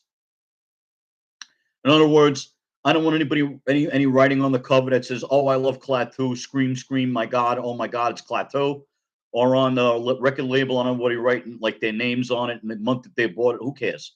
I want a nice clean copy of it. It's called Magenta Lane.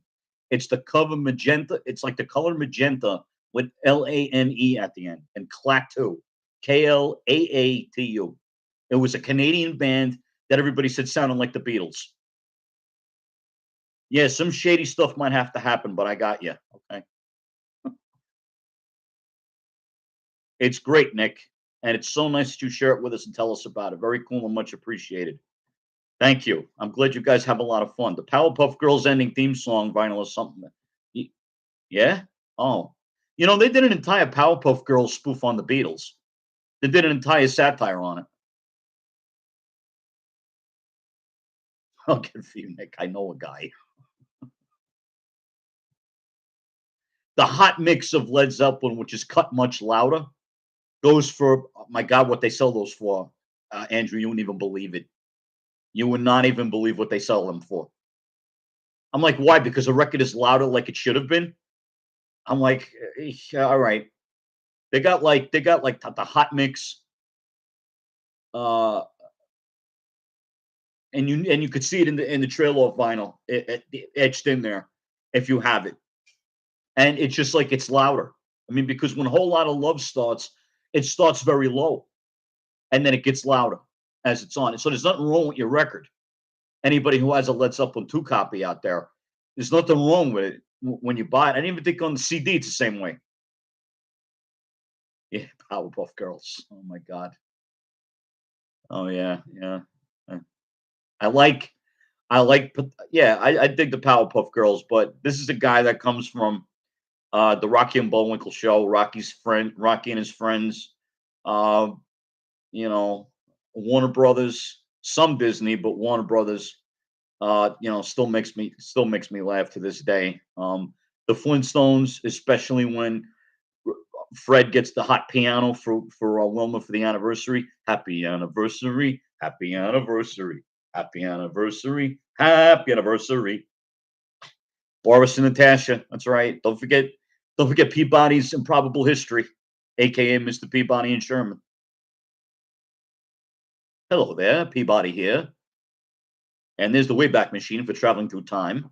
And there's my boy Sherman. Speak, Sherman. Hello. Good boy. Our store today opens in the heart of Manhattan, New York, where you will hear about the greatest person ever known to man, me. How do you do? My name is Peabody. Excuse me, I'm just practicing my yoga.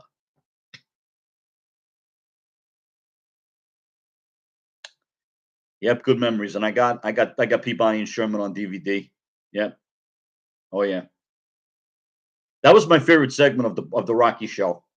It was my favorite. Pink Panther growing up, the cartoon. Dun, dun, dun, dun, dun, dun, dun, dun, dun, dun, dun, dun, dun, dun. Yep, the original Pink Panther with Peter Sellers. Yep, yep, Pink Panther.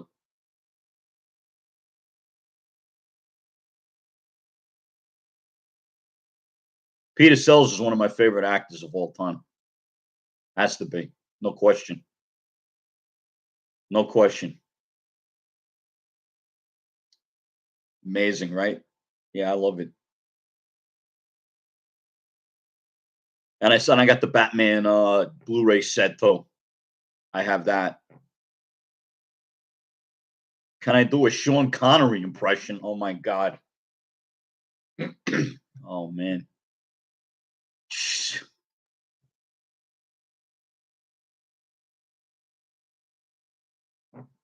Well, I think in one of the films, well, I remember Diamonds Are Forever when he tricks the guys into he brings out the guys he knows they're fixed because they don't understand what a claret wine is. He's like, "Oh, it tastes more like a claret. Would you try to find out if you have a claret?" We'll have to check. This wine is a claret.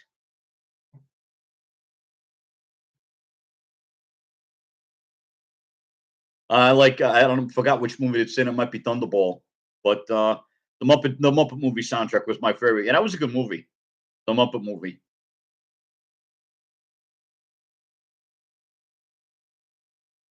Thank you. Amazing. Yeah, Sean Connery. Well, what was the movie with I think it was Honor Blackman who was the girl, the Bond girl. My name is Pussy Galore. Uh, I beg your pardon. Did you say your name was that I remember? See, I saw all of the Bond, not all of them. I can't say all of them. All of the Sean Connery ones and all of the Roger Moore ones I saw, but I did, and I only saw the Living Daylights after that. That's the only one I saw after that had any other actor. But I remember more of the red. I didn't see the early ones in the film. So I wasn't here, but for Roger Moore, Live and Let Die. Um, that was a name. Yep. Yeah. Goldeneye. Yeah. Yeah.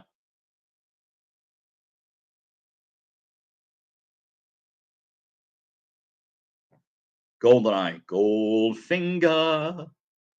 Shirley Bassey. I think that was the first Bond film that had a song in it. Yep. My father took my mother to those pictures.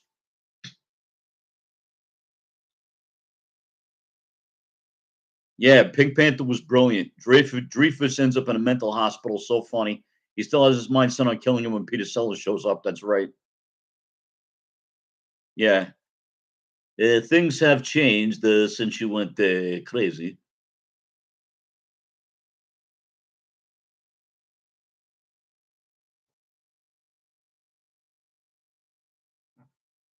That is when I that's what I have failed when others have succeeded.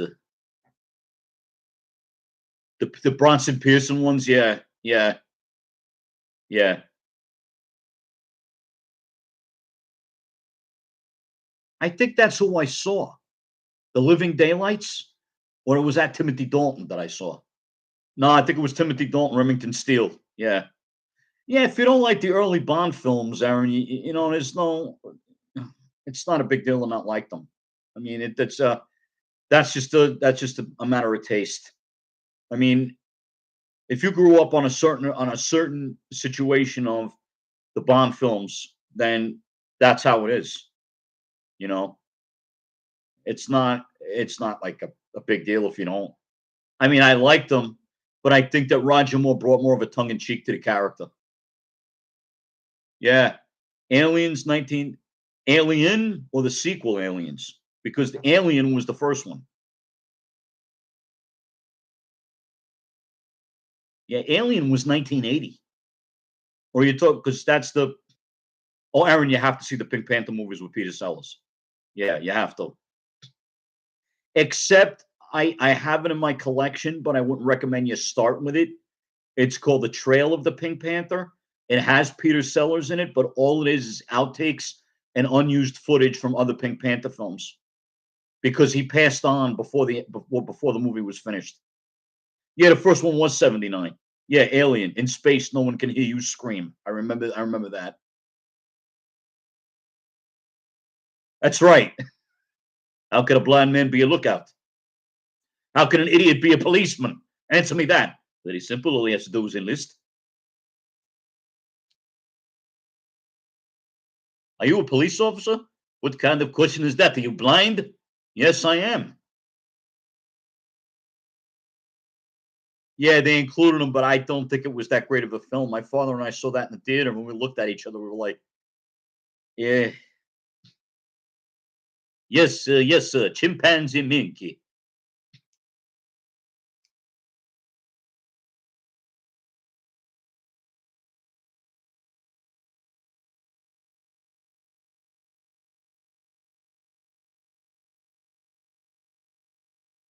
Oh, I'm sorry. For a minute there, I thought I was in your apartment. I am in your apartment. I am Professor Guy Gadois. And Nicole, if you ever watch Return of the Pink Panther and you see Catherine Shell in the scenes, she's Lady Lytton. Just watch the video about Michael Bain. I know the name, Lauren, but I'm not sure. You got to tell me. Yeah, it was weirdly put together. Yeah, you have to see A Shot in the Dark, the Pink Panther self-titled, which isn't exactly all that knee slapping funny either, but that's the one with David Niven. Um, and the Return of the Pink Panther, the Pink Panther Strikes Again, Revenge of the Pink Panther, and they were supposed to make another one last one, but Peter Sellers passed away. It was going to be called Romance of the Pink Panther. And Peter Sellers, I think, was going to write it himself. And that was just to get rid of the character. I think Inspector Clouseau. Because out of all of his roles, he thought that Inspector Clouseau, Chief Inspector Clouseau, made him look like a fool. But he was happy about the character, though, at the time when he did it. Yeah. Oh, Michael Bain, the good guy in Terminator. Okay, yeah. Yeah. See, I didn't see the Terminator films. I know I might break a lot of hearts on here tonight, but I never saw the Terminator. I've seen scenes from them, and I know what it's about, but I never watched them. I didn't. I never watched the Terminator films, but you know, the good and good looking guy. Yeah, okay. My heart is bro. I'm so sorry, Andrew. Sorry to do that to you, pal, but I can't. I'm not. I don't hate them. I don't dislike the films. And check them out. Yeah. Oh, Nicole. Yeah, when he's in Switzerland with the lamp and the light bulb. Yeah. Catches it in midair and puts it back on the stand. Yeah.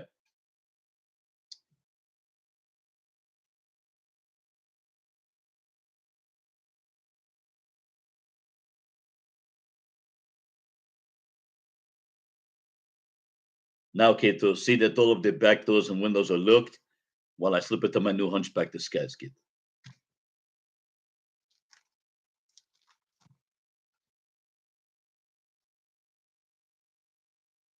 Andrew, Michael B is nothing compared to. Oh, isn't that so sweet?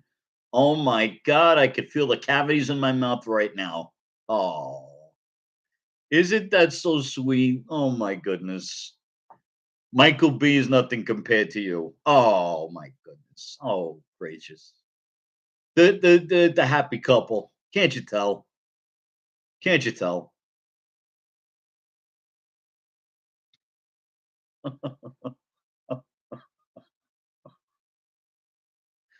Oh man, Michael B is nothing compared to you. Oh, wait a minute. Your heart wasn't broken that I didn't watch Terminator. Oh, I'm sorry. I thought we were talking.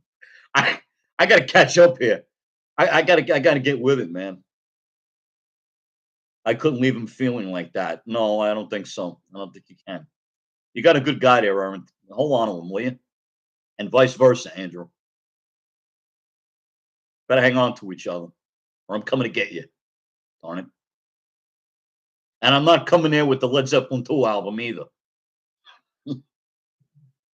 Yeah, I thought that that's why his heart was broken too, because of Terminator. Yeah. It's all right, Aaron. You know me. I'm so glad you guys welcomed me with open arms when I first went into your Rangers chat. Good 2 years ago, 3 years ago, I think it was. Yeah. Revelation chapter 3rd, verse 9. Look it up, every single one of you here. You all have a responsibility to wake up America. Oh, God. Um, yeah, yeah. I have fixed your doorbell, no charge. I think we got a bot in here. You guys know more about that than me. So I don't know. Revelation. Okay. Thanks, Aaron. I'm so glad I found you. Oh, you're not? I'm sorry. Just never seen you before. Welcome to the chat. You know, Revelations is a. I'm in America trying to wake up the rest. Well, we're all here. We're awake. I don't know. As far as I know, I'm not asleep. But this is a page where we talk about music and stuff, and we don't, get into what's going on out there. I mean, there is a. Oh no! All right. No, no, you're all right. You're all right, band creeps. That's okay. I'm not. No, we do like more of a music thing in here and stuff, and yeah, we just enjoy a breather from the world. We understand what you're saying, band creeps. Um, yeah, let's get bitten on the conversation.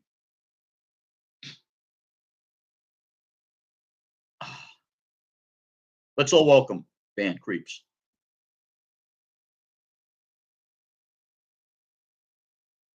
Yeah, what's your favorite album? Right. Yeah. Yeah. Hello, band. Hello from everybody in here. All right. I wasn't sure what was going on.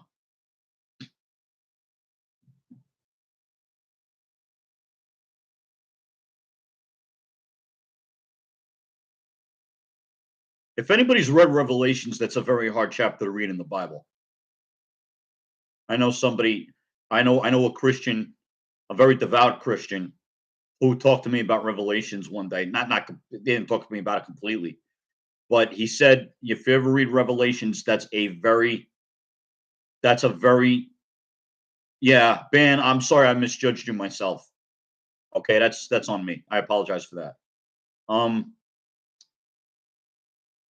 he said that's a very tough portion of the Bible to read. I'm sure it is because I know what it's about, but yeah, we're in here to just take a breather from everything. What's going on in the world on a Friday. We like to do that, and oh well, we appreciate you being here, band creeps.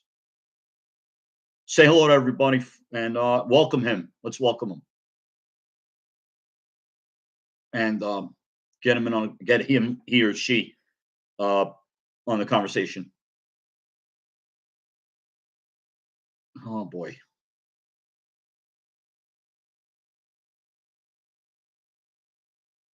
you guys are wonderful. I'm telling you. Yeah, we're all insane over hockey. Yeah, we have our own insanity.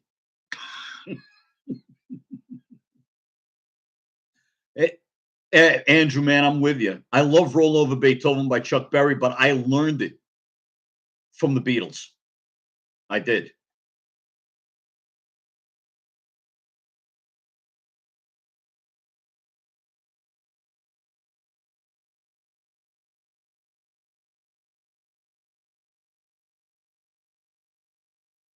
Yeah, I like "Roll Over Beethoven," but I think George is a great version of that.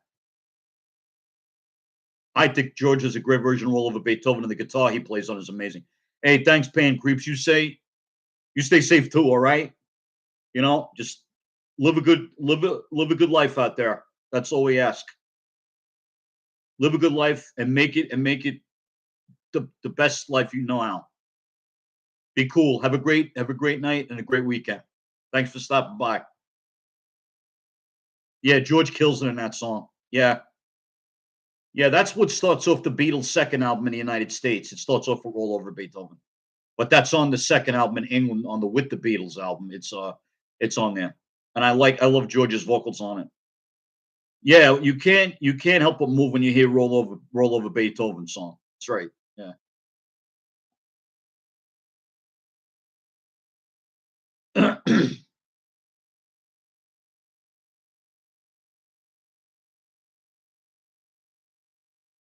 Well, getting back to what I was saying earlier tonight, I think that everybody has their own opinions about, the Beatles and individual members and all of that.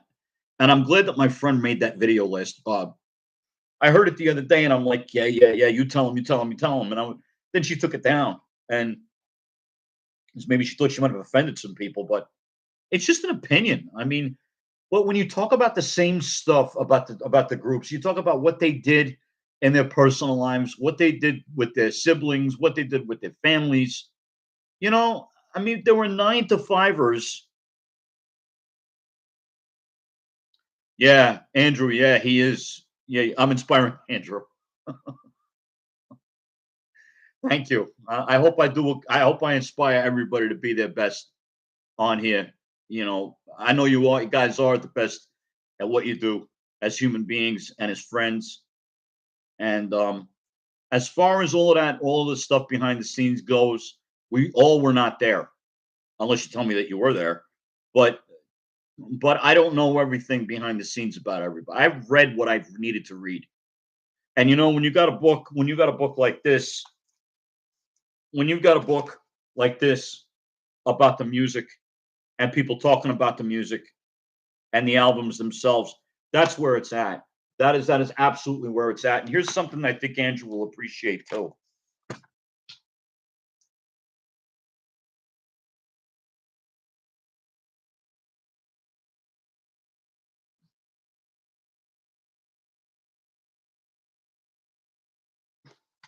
Led Zeppelin, all the albums, all the songs. This is a great book, Andrew. It's great. This is this is exactly what you would want to read about this band. Um I saw this as a bargain book in Barnes and Noble. Okay. I did not pay the manufactured suggested retail price. I paid maybe over half of it. That's what I paid. Half. And this is an excellent book. All pictures, colored pictures, all information about every single album and every single song about Led Zeppelin. You would love this. But yes, Aaron, get into watching Pink Panther. You won't be disappointed. Nicole, I just have a caveat, or should I say a warning, or let the movie fan beware. There was a 1968 movie called Inspector Clouseau with Alan Arkin, who's a great comedian, a great actor, but that movie was terrible. I didn't even see it, but it was terrible. They said I don't know why they even did it. It had no blessing from Blake Edwards to do the Pink Panther. You will like them, Aaron. You will like the Pink Panther films. You will. Make sure you see them uncut, though. You know. You could rent them on DVD. That's how I have them. Yeah, Alan Arkin. Yeah, Lauren. He was in that. He was in that movie, but it was not a good film. Alan Arkin was actually in the movie Wait Until Dark. He was a crook who goes after Audrey Hepburn, who's a blind woman in the film. Definitely watch that film. Yeah, good to know not to watch it. Don't.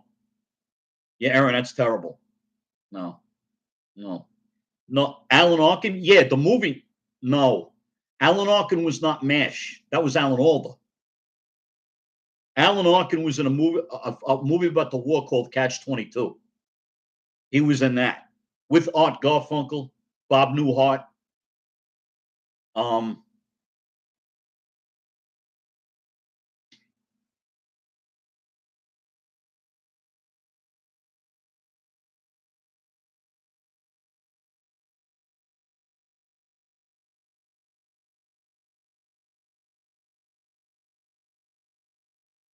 Sunshine Cleaning, is that the name of the movie?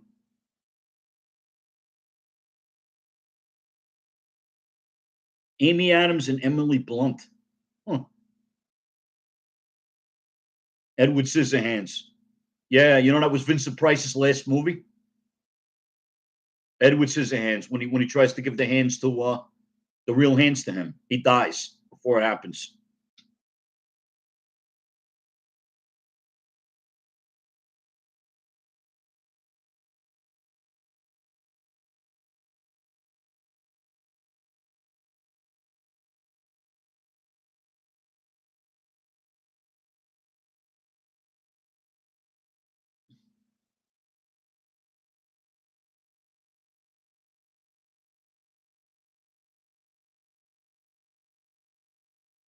Little Shop of Horrors, best musical. Hmm. We were talking about that last week. Little Shop of Horrors. Were we? I was talking to a friend of mine the other night from the record shop. We were talking about the original Little Shop of Horrors has Jack Nicholson in it.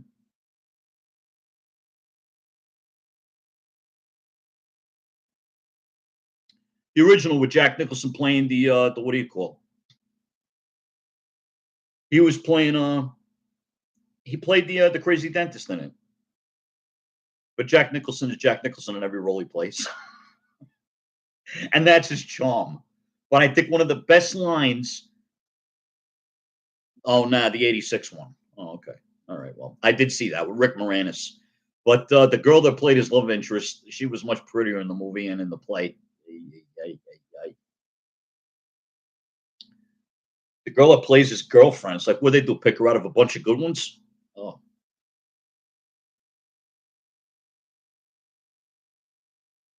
little shop of horrors, little shop.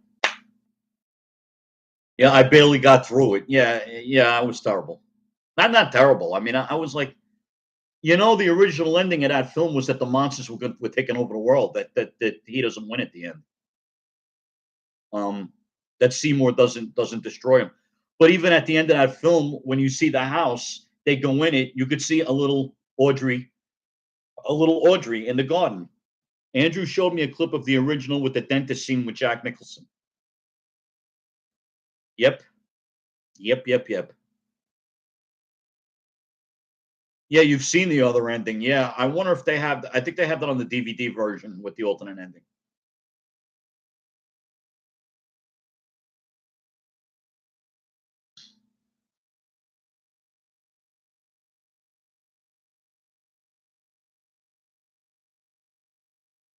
You've seen the other ending. Hang on a second. It's time for a Honey Nut Cheerios break. All right. The Bee Gees were not bees, nor were they G's. Discuss. I love the Bee Gees, by the way. I'm just making a joke.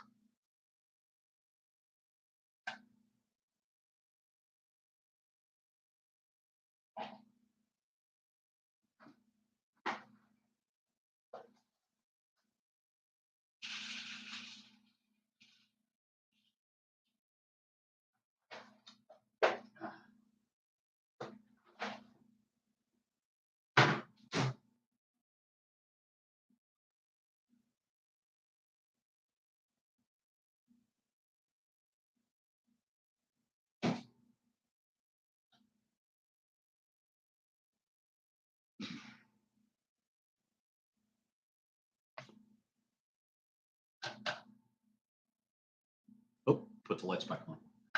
Hello. And the Lord said, let there be light.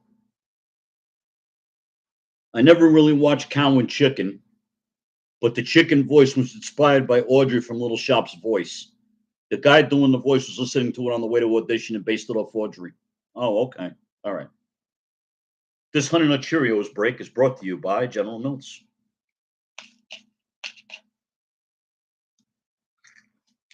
Good for the heart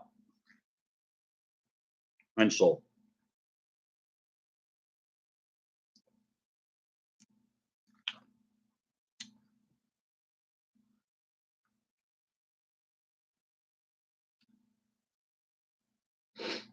I loved Cow and Chicken. I thought they were good. I thought they were okay. You love my commercials. I just hope General Mills doesn't hear about this.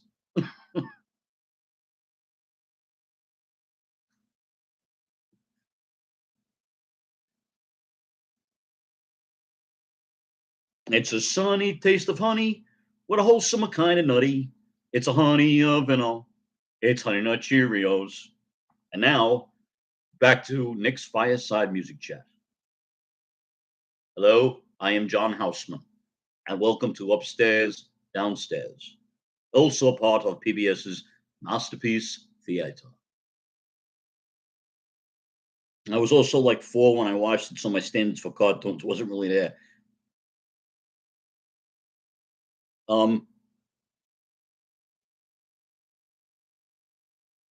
Where are your standards now for cartoons?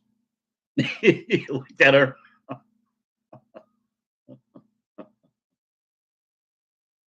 The Honey Nut Cheerios be. Are you going to try to tempt me with the taste of nuts and honey? Well, yeah, that was my idea. Yeah.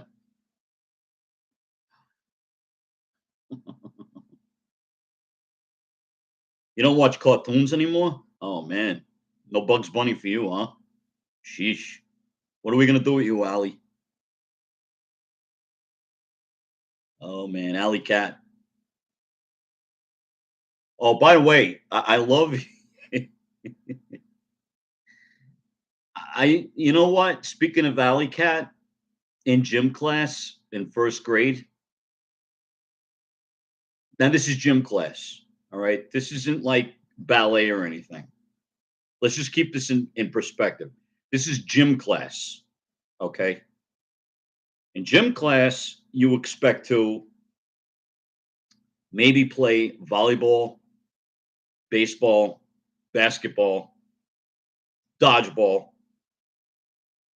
All right. But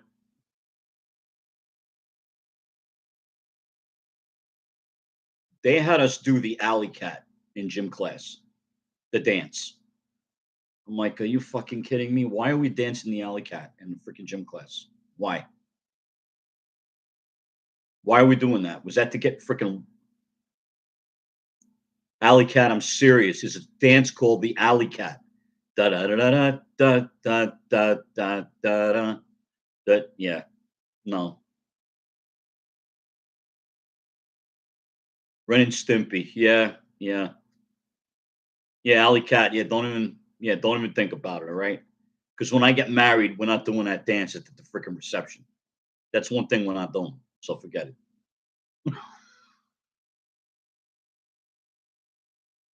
No, I ain't giving you no example. I don't go that crazy. No. No, ma'am. I will not do it. It's not happening. And another thing is chicken dance isn't happening either. Or the hokey pokey. So don't allow. I always said that my song at my wedding song is gonna be. Are you ready for this? Nah, no 5 seconds. You ain't getting no 5 seconds. No, I'm sorry. The hell did I even mention this for? Oh my god. I can't do it. It's gonna go live and I can't do it. I can't do it. I'm too shy to do that.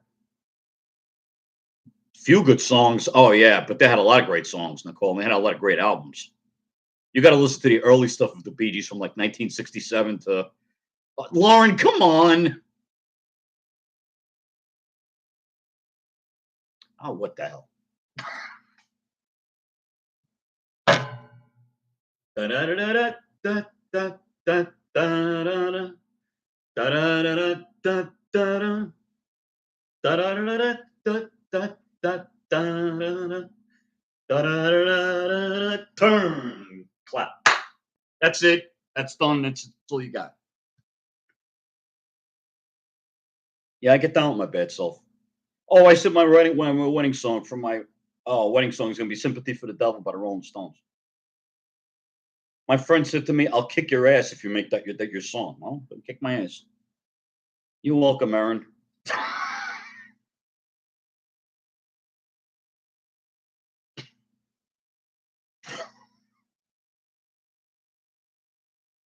I give Dancing Larry a run for his money at a Rangers game, but thank you, thank you.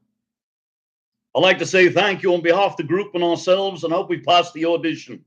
Oh boy, thank you, ladies and gentlemen, thank you, thank you.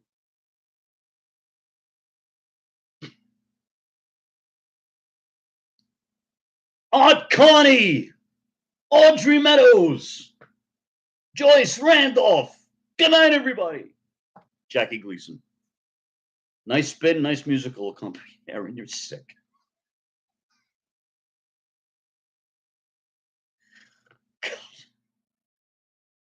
No, that's it. No encore. No encore. That's all I got tonight.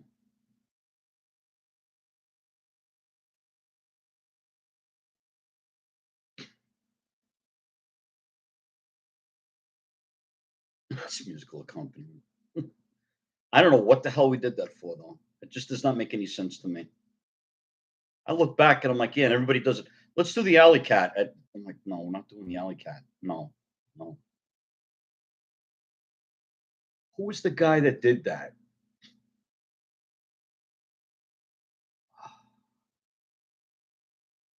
He did the song. It was, oh man. Oh, Acker Bilk. That was his name. Oh boy. Yeah, well, I think you've got to take those paper bags off, man. I don't think you need the paper bags. You wear paper bags. Yeah, yeah, you wear paper bags. That's a side of quite a side of you I've never seen before, Andrew, but that's quite all right. You remind me of Sylvester the Cat's son. How can I face my friends in Troop 12 when I have a father who can't catch a mouse? Puts the paper bag on his head. Father, I think I'd better eat the porridge. Yeah, Nicole, I only know a couple Bee Gees songs, but so fun. Yeah, yeah. Feel that night, fever. We know how to do it. How can you ever? That was a great impression. Which one? Which one? Which was a great impression?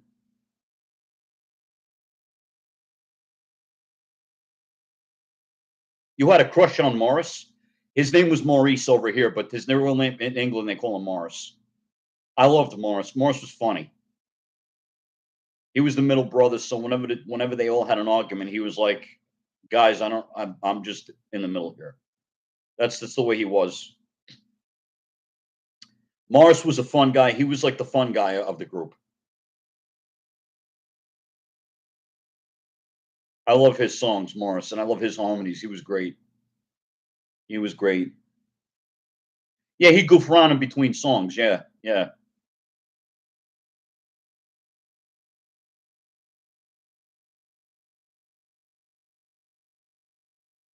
That was a great impression. Yeah, I'm sure it was.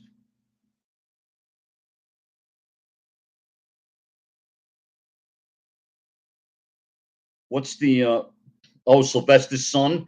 Yeah, yeah. Father, I think I'd better eat the porridge. Put her on the plate, Pop. Put her on the plate.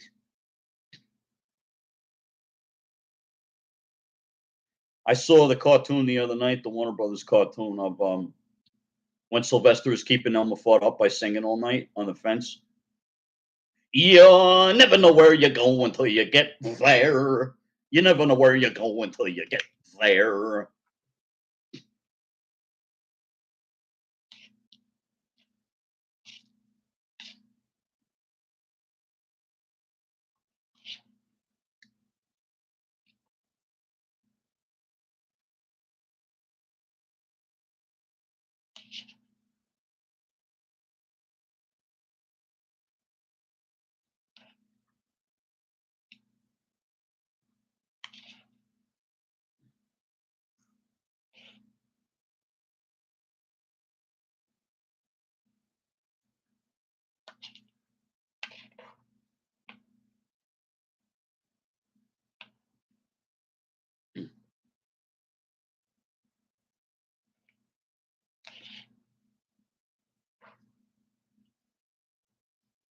Mm. Not like a bowl of Honey Nut Cheerios with vanilla soy milk. Mm-mm-mm. Mm-mm, good. Mm-mm, good. Honey Nut Cheerios isn't. Oh, wait a minute, it's Campbell's. Sorry, I might get sued.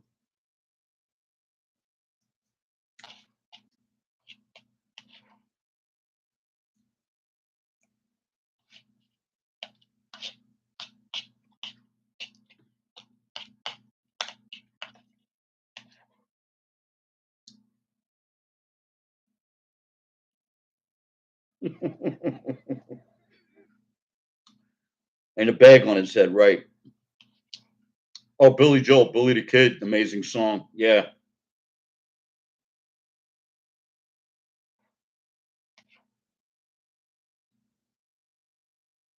Well, when I was at the record shop a couple of weeks ago, we were playing.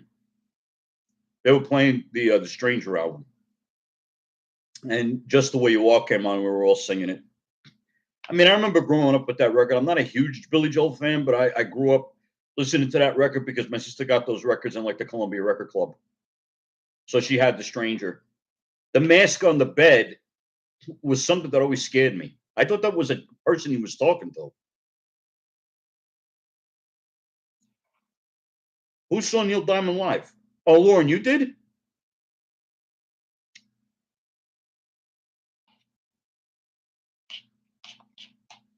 That is so great.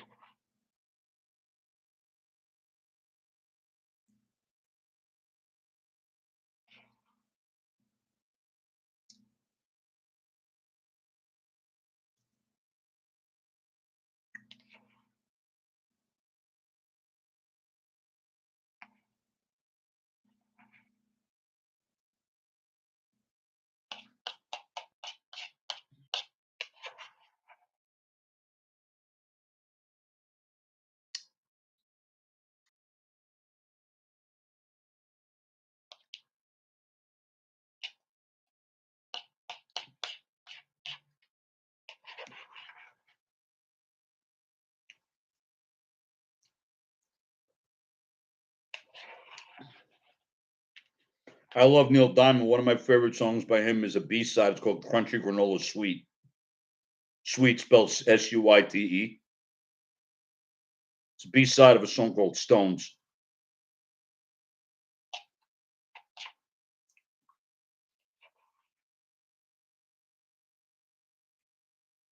You're sparking up a J. Are you serious? I don't know you did that. Okay.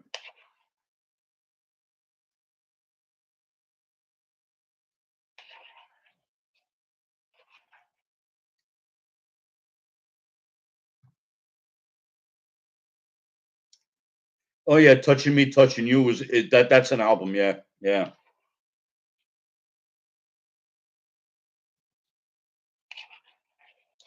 I like his early stuff. I like Cherry Cherry, um, Kentucky Woman. I have a lot of his early singles. The night, Thank the Lord for the Nighttime.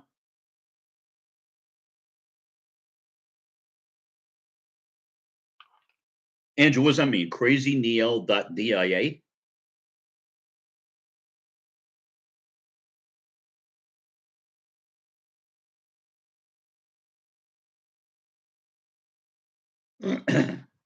Oh, Saving Silverman. Yeah, Aaron, I was thinking of what movie that was. That's a funny film. Love on the Rocks. Ain't no big surprise.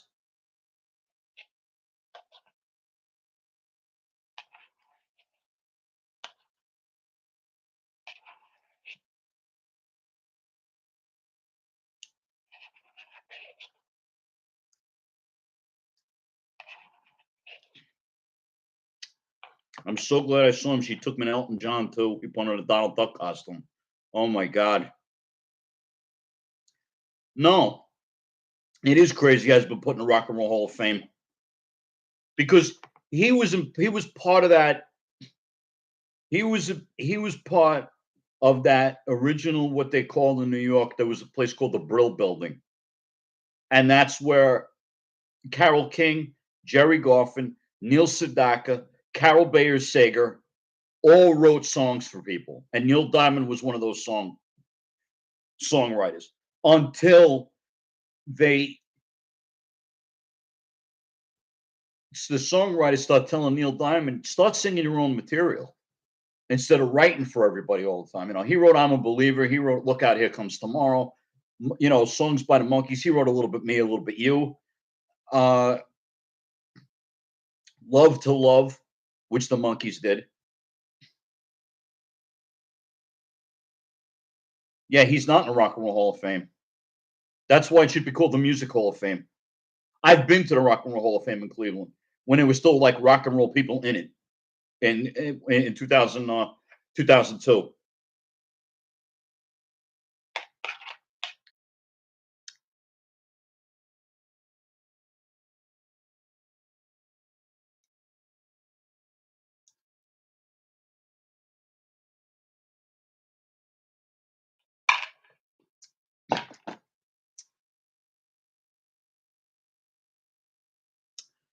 Oh yeah, that's great. I never. My mom and my uncle and my aunt, they all saw Neil Diamond in Radio City Music Hall in the '70s, I think. Yeah.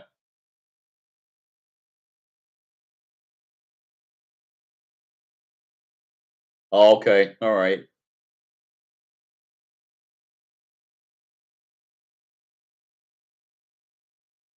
Bazinga. I like Jim Parsons.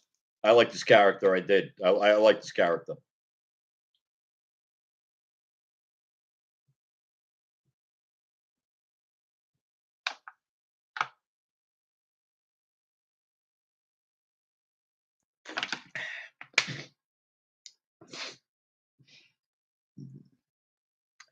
Pens and Wild are almost over. It's 5-0, and they only had 9 shots on goal.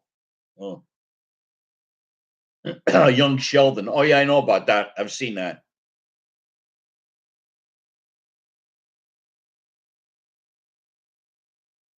Oh man, what is it?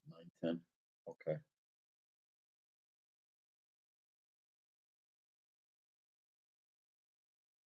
Oh, Lauren, that's terrible. I'm sorry.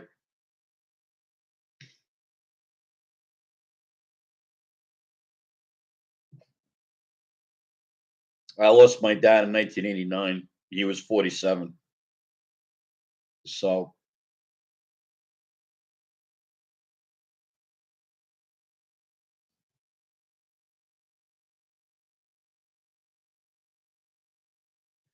I miss my dad. I miss my grandparents. My grandparents have gone on to you know, they're on the other side now for a while. So gotta live every day like it's I hate saying it like it's your last. But Ray Charles said it, speaking of Ray Charles before. Ray Charles said, "Live every day like it's your last, because one day you're gonna be right." So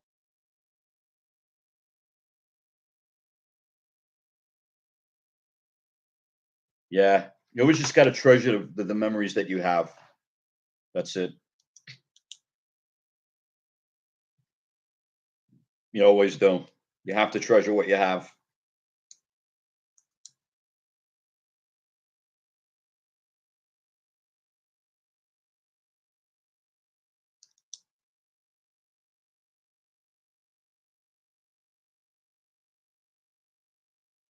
My dad was a thank you, Aaron. Thank you. Love you. She my dad and my mom got me into the music at a very early age.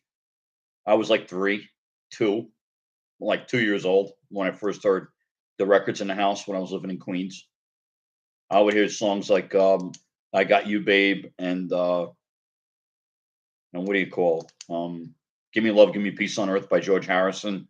Uh, Ringo Starr's "Photograph," "You're 16," stuff like that. Like every Saturday night, everybody lived so near each other. They would come over and we would put the 45s on and sing. And sometimes they put on albums, but mostly 45s. So I'd be hearing Sonny and Cher, like I said, Ringo Starr, George Harrison, the Bee Gees. "How Can You Mend a Broken Heart" was a big record in my house. Carly Simon's "That's the Way I Always Heard It Should Be." and the Anticipation album that my dad would play. He loved Carly Simon. Oh my god, he didn't have all her albums, but he loved her. So I went to the Jimi Hendrix Museum in Seattle. I bet the Rock and Roll Hall of Fame is cool. Yeah, well, that's in Cleveland. Yeah, I went there because they had a record show the same weekend at the Rock and Roll Hall of Fame, and Jacobs Field was still there where the Cleveland Indians played, and I walked right past there. I walked past Jacobs Field, and it was such a beautiful stadium. It's they haven't capitalized on creating a spin-offs for all the Bang Theory characters. Leonard, Penny, Raj, Howard, Bernadette. Yeah, Nicole, some spin-offs work, but not every one of them does. Sometimes they don't want to take chances with that because they want you to remember like the Big Bang Theory. I mean, not a lot of things went. Yeah, I would hope that, you know, I don't even Blood, Sweat, and Tears is not even in the Hall of Fame with Al Cooper or without Al Cooper. So I don't get it. I don't get why they're not in there. I don't even know if the Moody Blues are even in there yet. Unless, because I would know it on social media all over the place if the Moody Blues made it there because they didn't, you know. Laura Nero? Aaron, your mom liked Laura. Wow, Van Morrison, Allman Brothers, Saturday Night Fever soundtrack, a lot of musicals. Yeah, yeah, yeah. Cleveland Rock's theme song. Yeah, Drew Carey. Yeah, but they originally had the song "5 O'clock World" by the Vogues. Used to open that song. 'Cause it's a 5 o'clock world when the whistle blows. No one owns a piece of my time.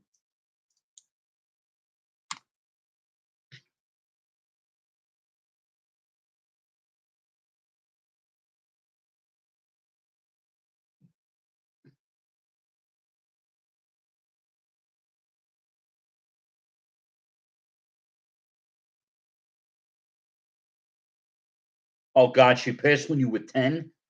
Oh my God, Aaron. Oh my God. God bless you. I'll tell you that right now. My God, that's wow. That's wow.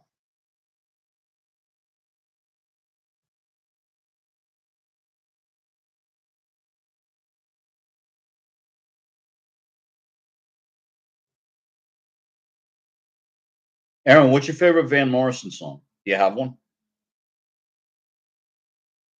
I I love Drew Carey, but I also loved Whose Line Is It Anyway?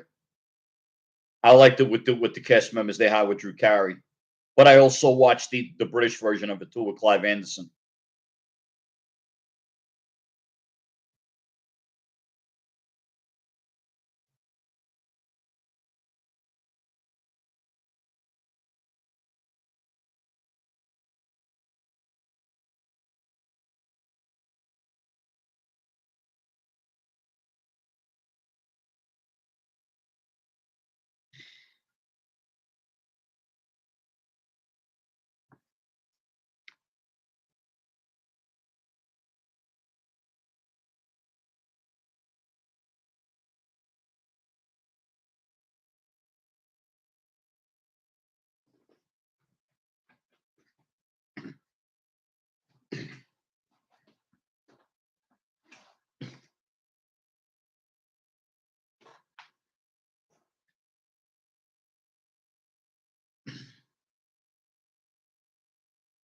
Yeah, Aaron was a kid. My God.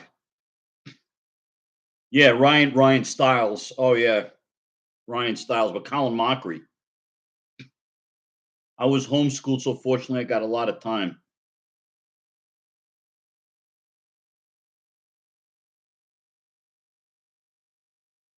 Yeah, I'm glad that we can all relate and support each other too.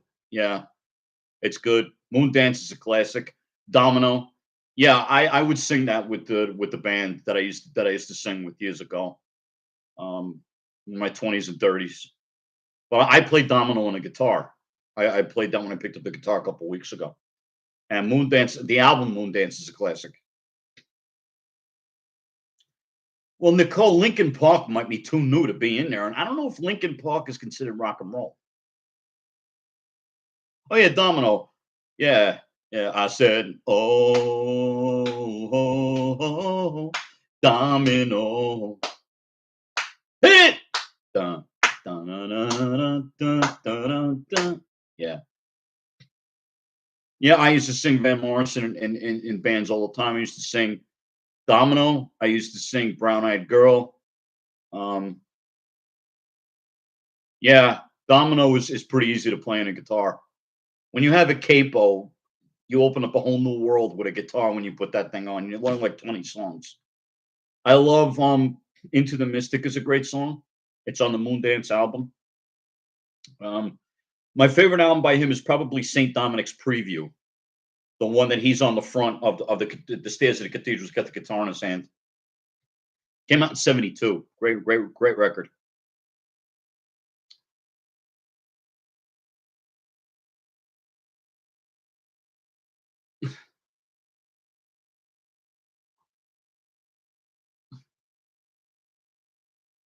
Yeah, I'm a big Van Morrison fan. I used to sing Wild Night, Domino, Brown Eyed Girl.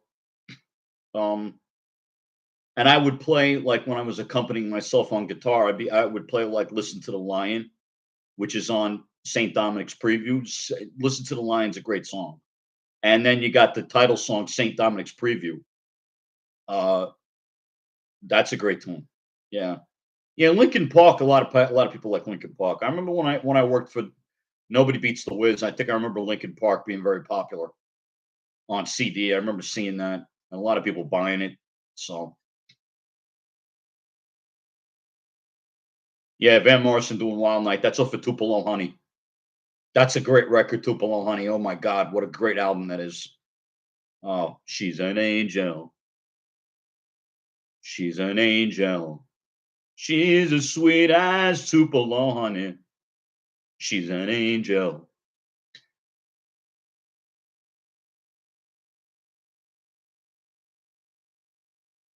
You could play harmonica? Oh, yeah.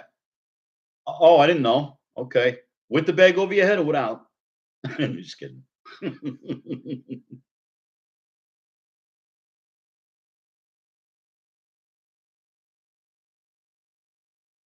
There's so many people that are in the Hall of Fame that really don't belong there because they're just not rock and roll. That's all. Like that, Andrew? Yeah, I don't have to stick that in there, you know? No need to put a paper bag over our heads, okay? We're not the Saints. So let's not do that, okay? And we're a 500 team. We're not like 1 and 19 right now. So I don't know. It's just something just to take to the ice for a minute. I just think that Aaron, you didn't miss much getting to an actual store. It was all right. I worked there for not even a year. So it was 10 months out of my life I'll never get back. But you know, it was a time in my life, but hell with it. Um, nobody beats the whiz. Yep. Yep, yep, yep.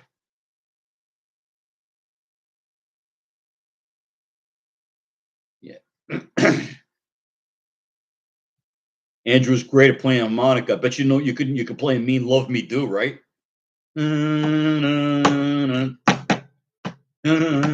I play harmonica too.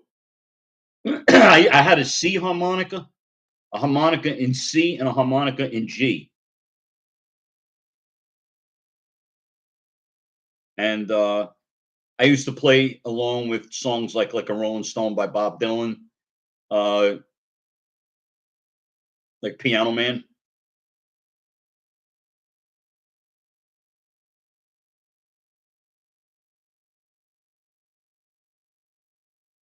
Nobody beats the Whiz. Yep.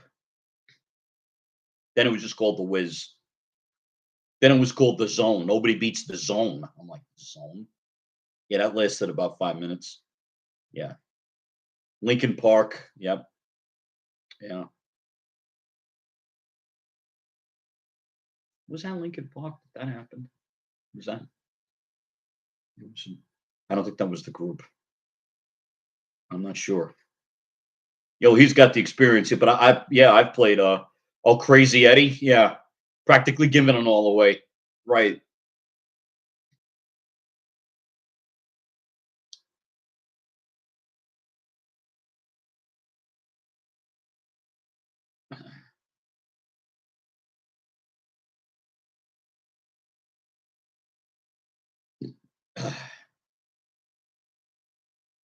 Crazy Eddie. I think that guy got arrested afterwards, didn't he? I think for something crazy.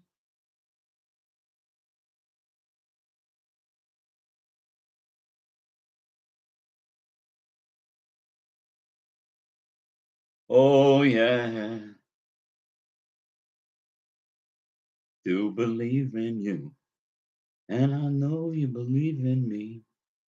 Yeah, something happened to him. Yeah. Yeah, something happened. Crazy Eddie, it's insane. I know people that bought records of Crazy Eddie.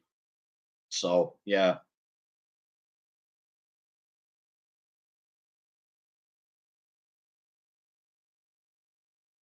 You went down that rabbit hole one time. What do you mean? You went to Crazy Eddie's?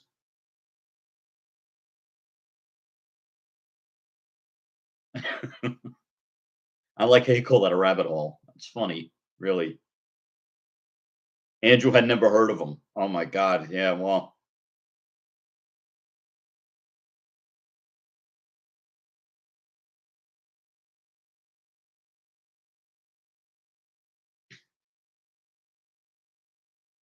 Crazy Eddie, it's insane. Yep. I had to show Andrew clips of the old commercials and the videos popped up. Yeah. Yeah. Yeah. He was good. That was funny. Oasis? You really think they should be in the Rock and Roll Hall of Fame? Crazy people. Yeah. Yeah. Oasis ain't in the Rock and Roll Hall of Fame. Oh.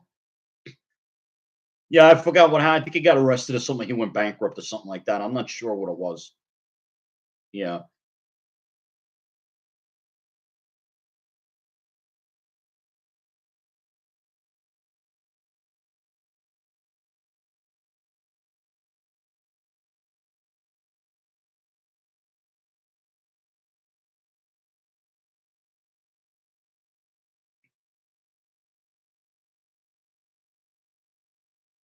You would be in the other room and you would hear that commercial so loud. Yeah.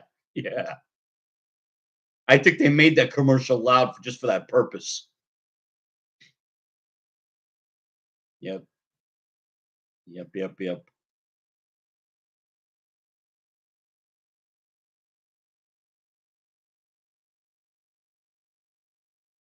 That crazy people everywhere. You know what's funny is that I think that Sir Mix-a-Lot, or is it Rex and Effect, or Salt and Pepper? One of those 3 is in the Hall of Fame, and the Rock and Roll Hall of Fame, and I'm like, if you're not rock and roll, you don't belong there, but have you seen Tenacious D pick up that? Have I seen it? I've heard of it. Oh, lay a cake. Bringing it back to a Bond. Yeah, Daniel Craig, lay a cake. Yeah, well, Oasis, if they weren't so hung up on trying to be the Beatles, they probably would be in the Hall of Fame. But when Mr. Gallagher comes out and says this album's going to be better, bigger than the Beatles, it's like McCartney even said to him. He said, yeah, think that. He said, but if you say it out loud, it's going to be the kiss of death, and that's what they do to themselves. But yeah, Wonderwall. Yeah, I know about that. Yeah, don't look back in anger. Yeah, but I think they took Wonderwall from a movie that George Harrison did the soundtrack for. It was a movie called Wonderwall. It was released in 1968, and George Harrison did the soundtrack for it.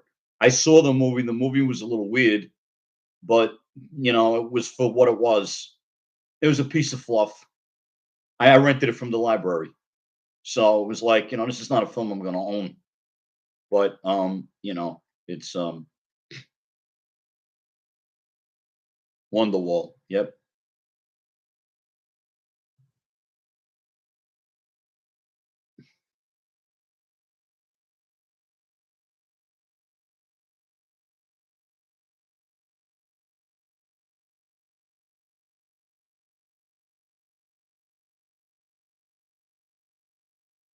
Yeah, Wonderwall was good. Wonderwall was yeah. Yeah, they're very popular, Oasis. I know a lot of people that like them. So, you know, I know I'm glad that we all have different different tastes in music we can talk about and agree and disagree on. That's have you seen yeah, Tenacious D was a rapper, wasn't he? Andrew, I think.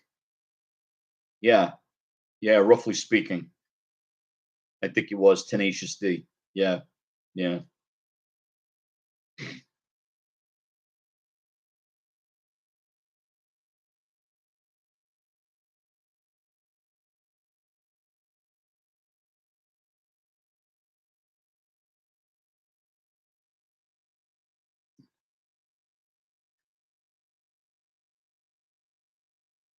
Oh, okay. Jack Black and Kyle Guys. Right. Okay.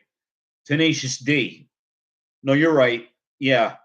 Yeah, Jack Black is mega talented. I'm telling you.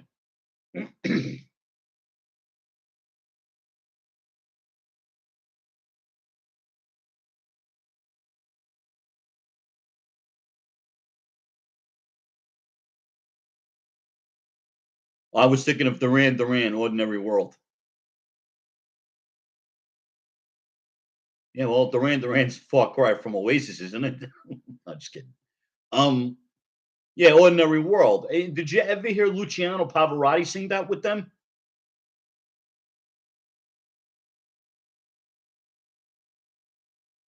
Yeah. I think didn't he do Ordinary World with them?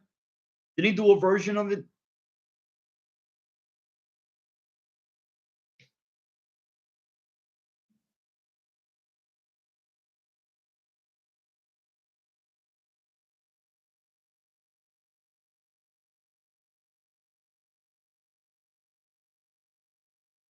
Dun, dun, dun, dun, dun, dun.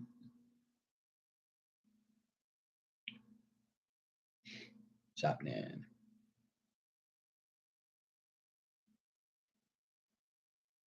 I won't cry for yesterday. It's an ordinary world. My favorite song by Duran Duran. I actually saw them live. Where the hell was I when I saw them live? I think it was Radio City Music Hall where I saw them. Yeah, yeah, I think it was.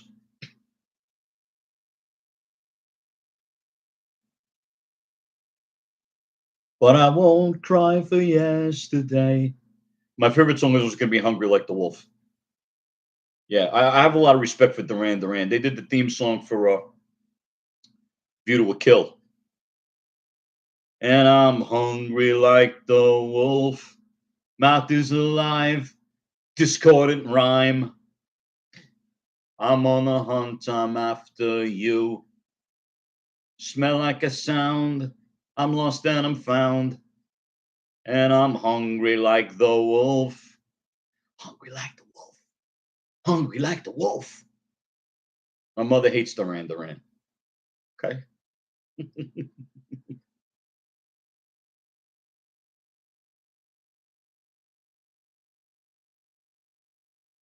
I won't cry for. I would love like just for one game if we could ever do it together somehow. If I'm ever in upstate New York, that we could do a play by play together for a Ranger game. Aaron, myself, and Andrew. But I may make too much noise and break the TV. Nah, I'm past that point. I but I'm still an avid fan. I'm always going to be an avid fan. I'm thinking about asking for a Rangers winter hat and a Rangers Mika Zibanejad jersey for Christmas this year because I have Messier, I have Gretzky, and Messier, Gretzky, Richter, and and Lundqvist. Yeah, Henrik Lundqvist. Yeah, yeah, yeah. I missed you guys the other night. I'm like, what was it? This supposed to be a game the other night? And I'm like, I'm at my sister's house on Tuesday, And I says, there has to be a game on tonight. So I go, do you have MSG? She says, what number is it? I said, I don't know because I don't have cable. And she put it on. And then it didn't work because she had to pay for the channel, but it said women's volleyball at 7 o'clock. I'm like, what is women's volleyball doing on MSG at 7 o'clock? Where is the Rangers game? And then I figured it out. They were playing the Vegas Golden Knights, and it was a later game. But I guess I didn't miss much that night either. So I don't know. I don't know. Yeah, hungry like the wolf. Hungry like the wolf.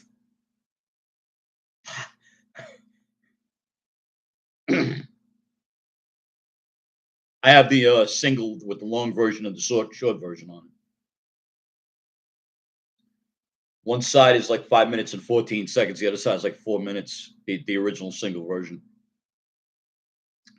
I don't have any albums by them though. I just have the like the EP. I think there's an EP of Hungry Like the Wolf. No, it's the imported single on Harvest, which was part of Capitol Records, EMI. Um,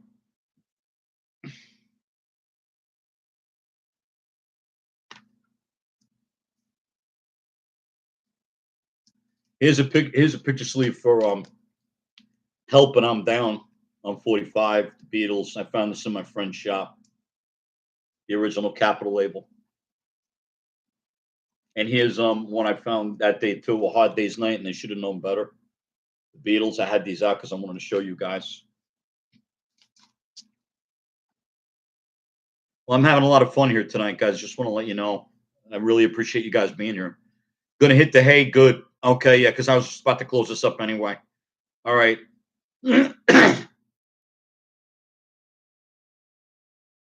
You eat craisins? Oh my god, well, we got so many things to talk about. It's not even funny. Yeah, have a great guys. I really appreciate all of you being here tonight. Uh I am humbled. And oh, the for the stuffing, that's right, craisins. Yeah, yeah, yeah, yeah. Okay, guys, this was great. Thank you for doing this, Nick. I have to work. You got to work tomorrow? Oh my God, I'm sorry. So I'm going to pack it in for tonight. I hope you do it again next week. Yep, I hopefully I'll do it again next week too. Maybe I'll have some more records to show. All right, guys. Um, Aaron, thank you for being here. Uh, Andrew, keep the faith. All right. You're welcome, Lauren. Love to you. Love to everybody out there. Nicole, thanks for being here. Alley Cat, Aaron. Oh, who else was here tonight? And Band Creeps was here for a little bit. Glad that he had a chance to come in. Nicole, thanks for coming in tonight. This was really great tonight, and all the laughs. And I'm glad I was able to entertain you guys tonight. I'm glad that you know normally I'm not that shy, but you know uh yeah, I got to break out of my shyness barrier. It's later on in life for me. You know, but I won't cry for yesterday. All right, I got to pack it in. Yeah, myself. It's 20 to 10. It's Friday night, but it's 20 to 10, and I'll be sitting in traffic all freaking day. You have a room? I do not know what a room is. Zimmer. Ah, a room. That's what I've been trying to say, you idiot. Room. Show me his Zimmer. What? His room. You're welcome, Nicole. Thanks for stopping by tonight. Aaron, don't forget to watch the Pink Panther films and let me know next week what you think. All right. Peace, everybody. Have a great night. Be safe. Be yourselves. Be happy. All right. If music be the food of love, play on. Give me excess of it. Good night, everybody. Love ya.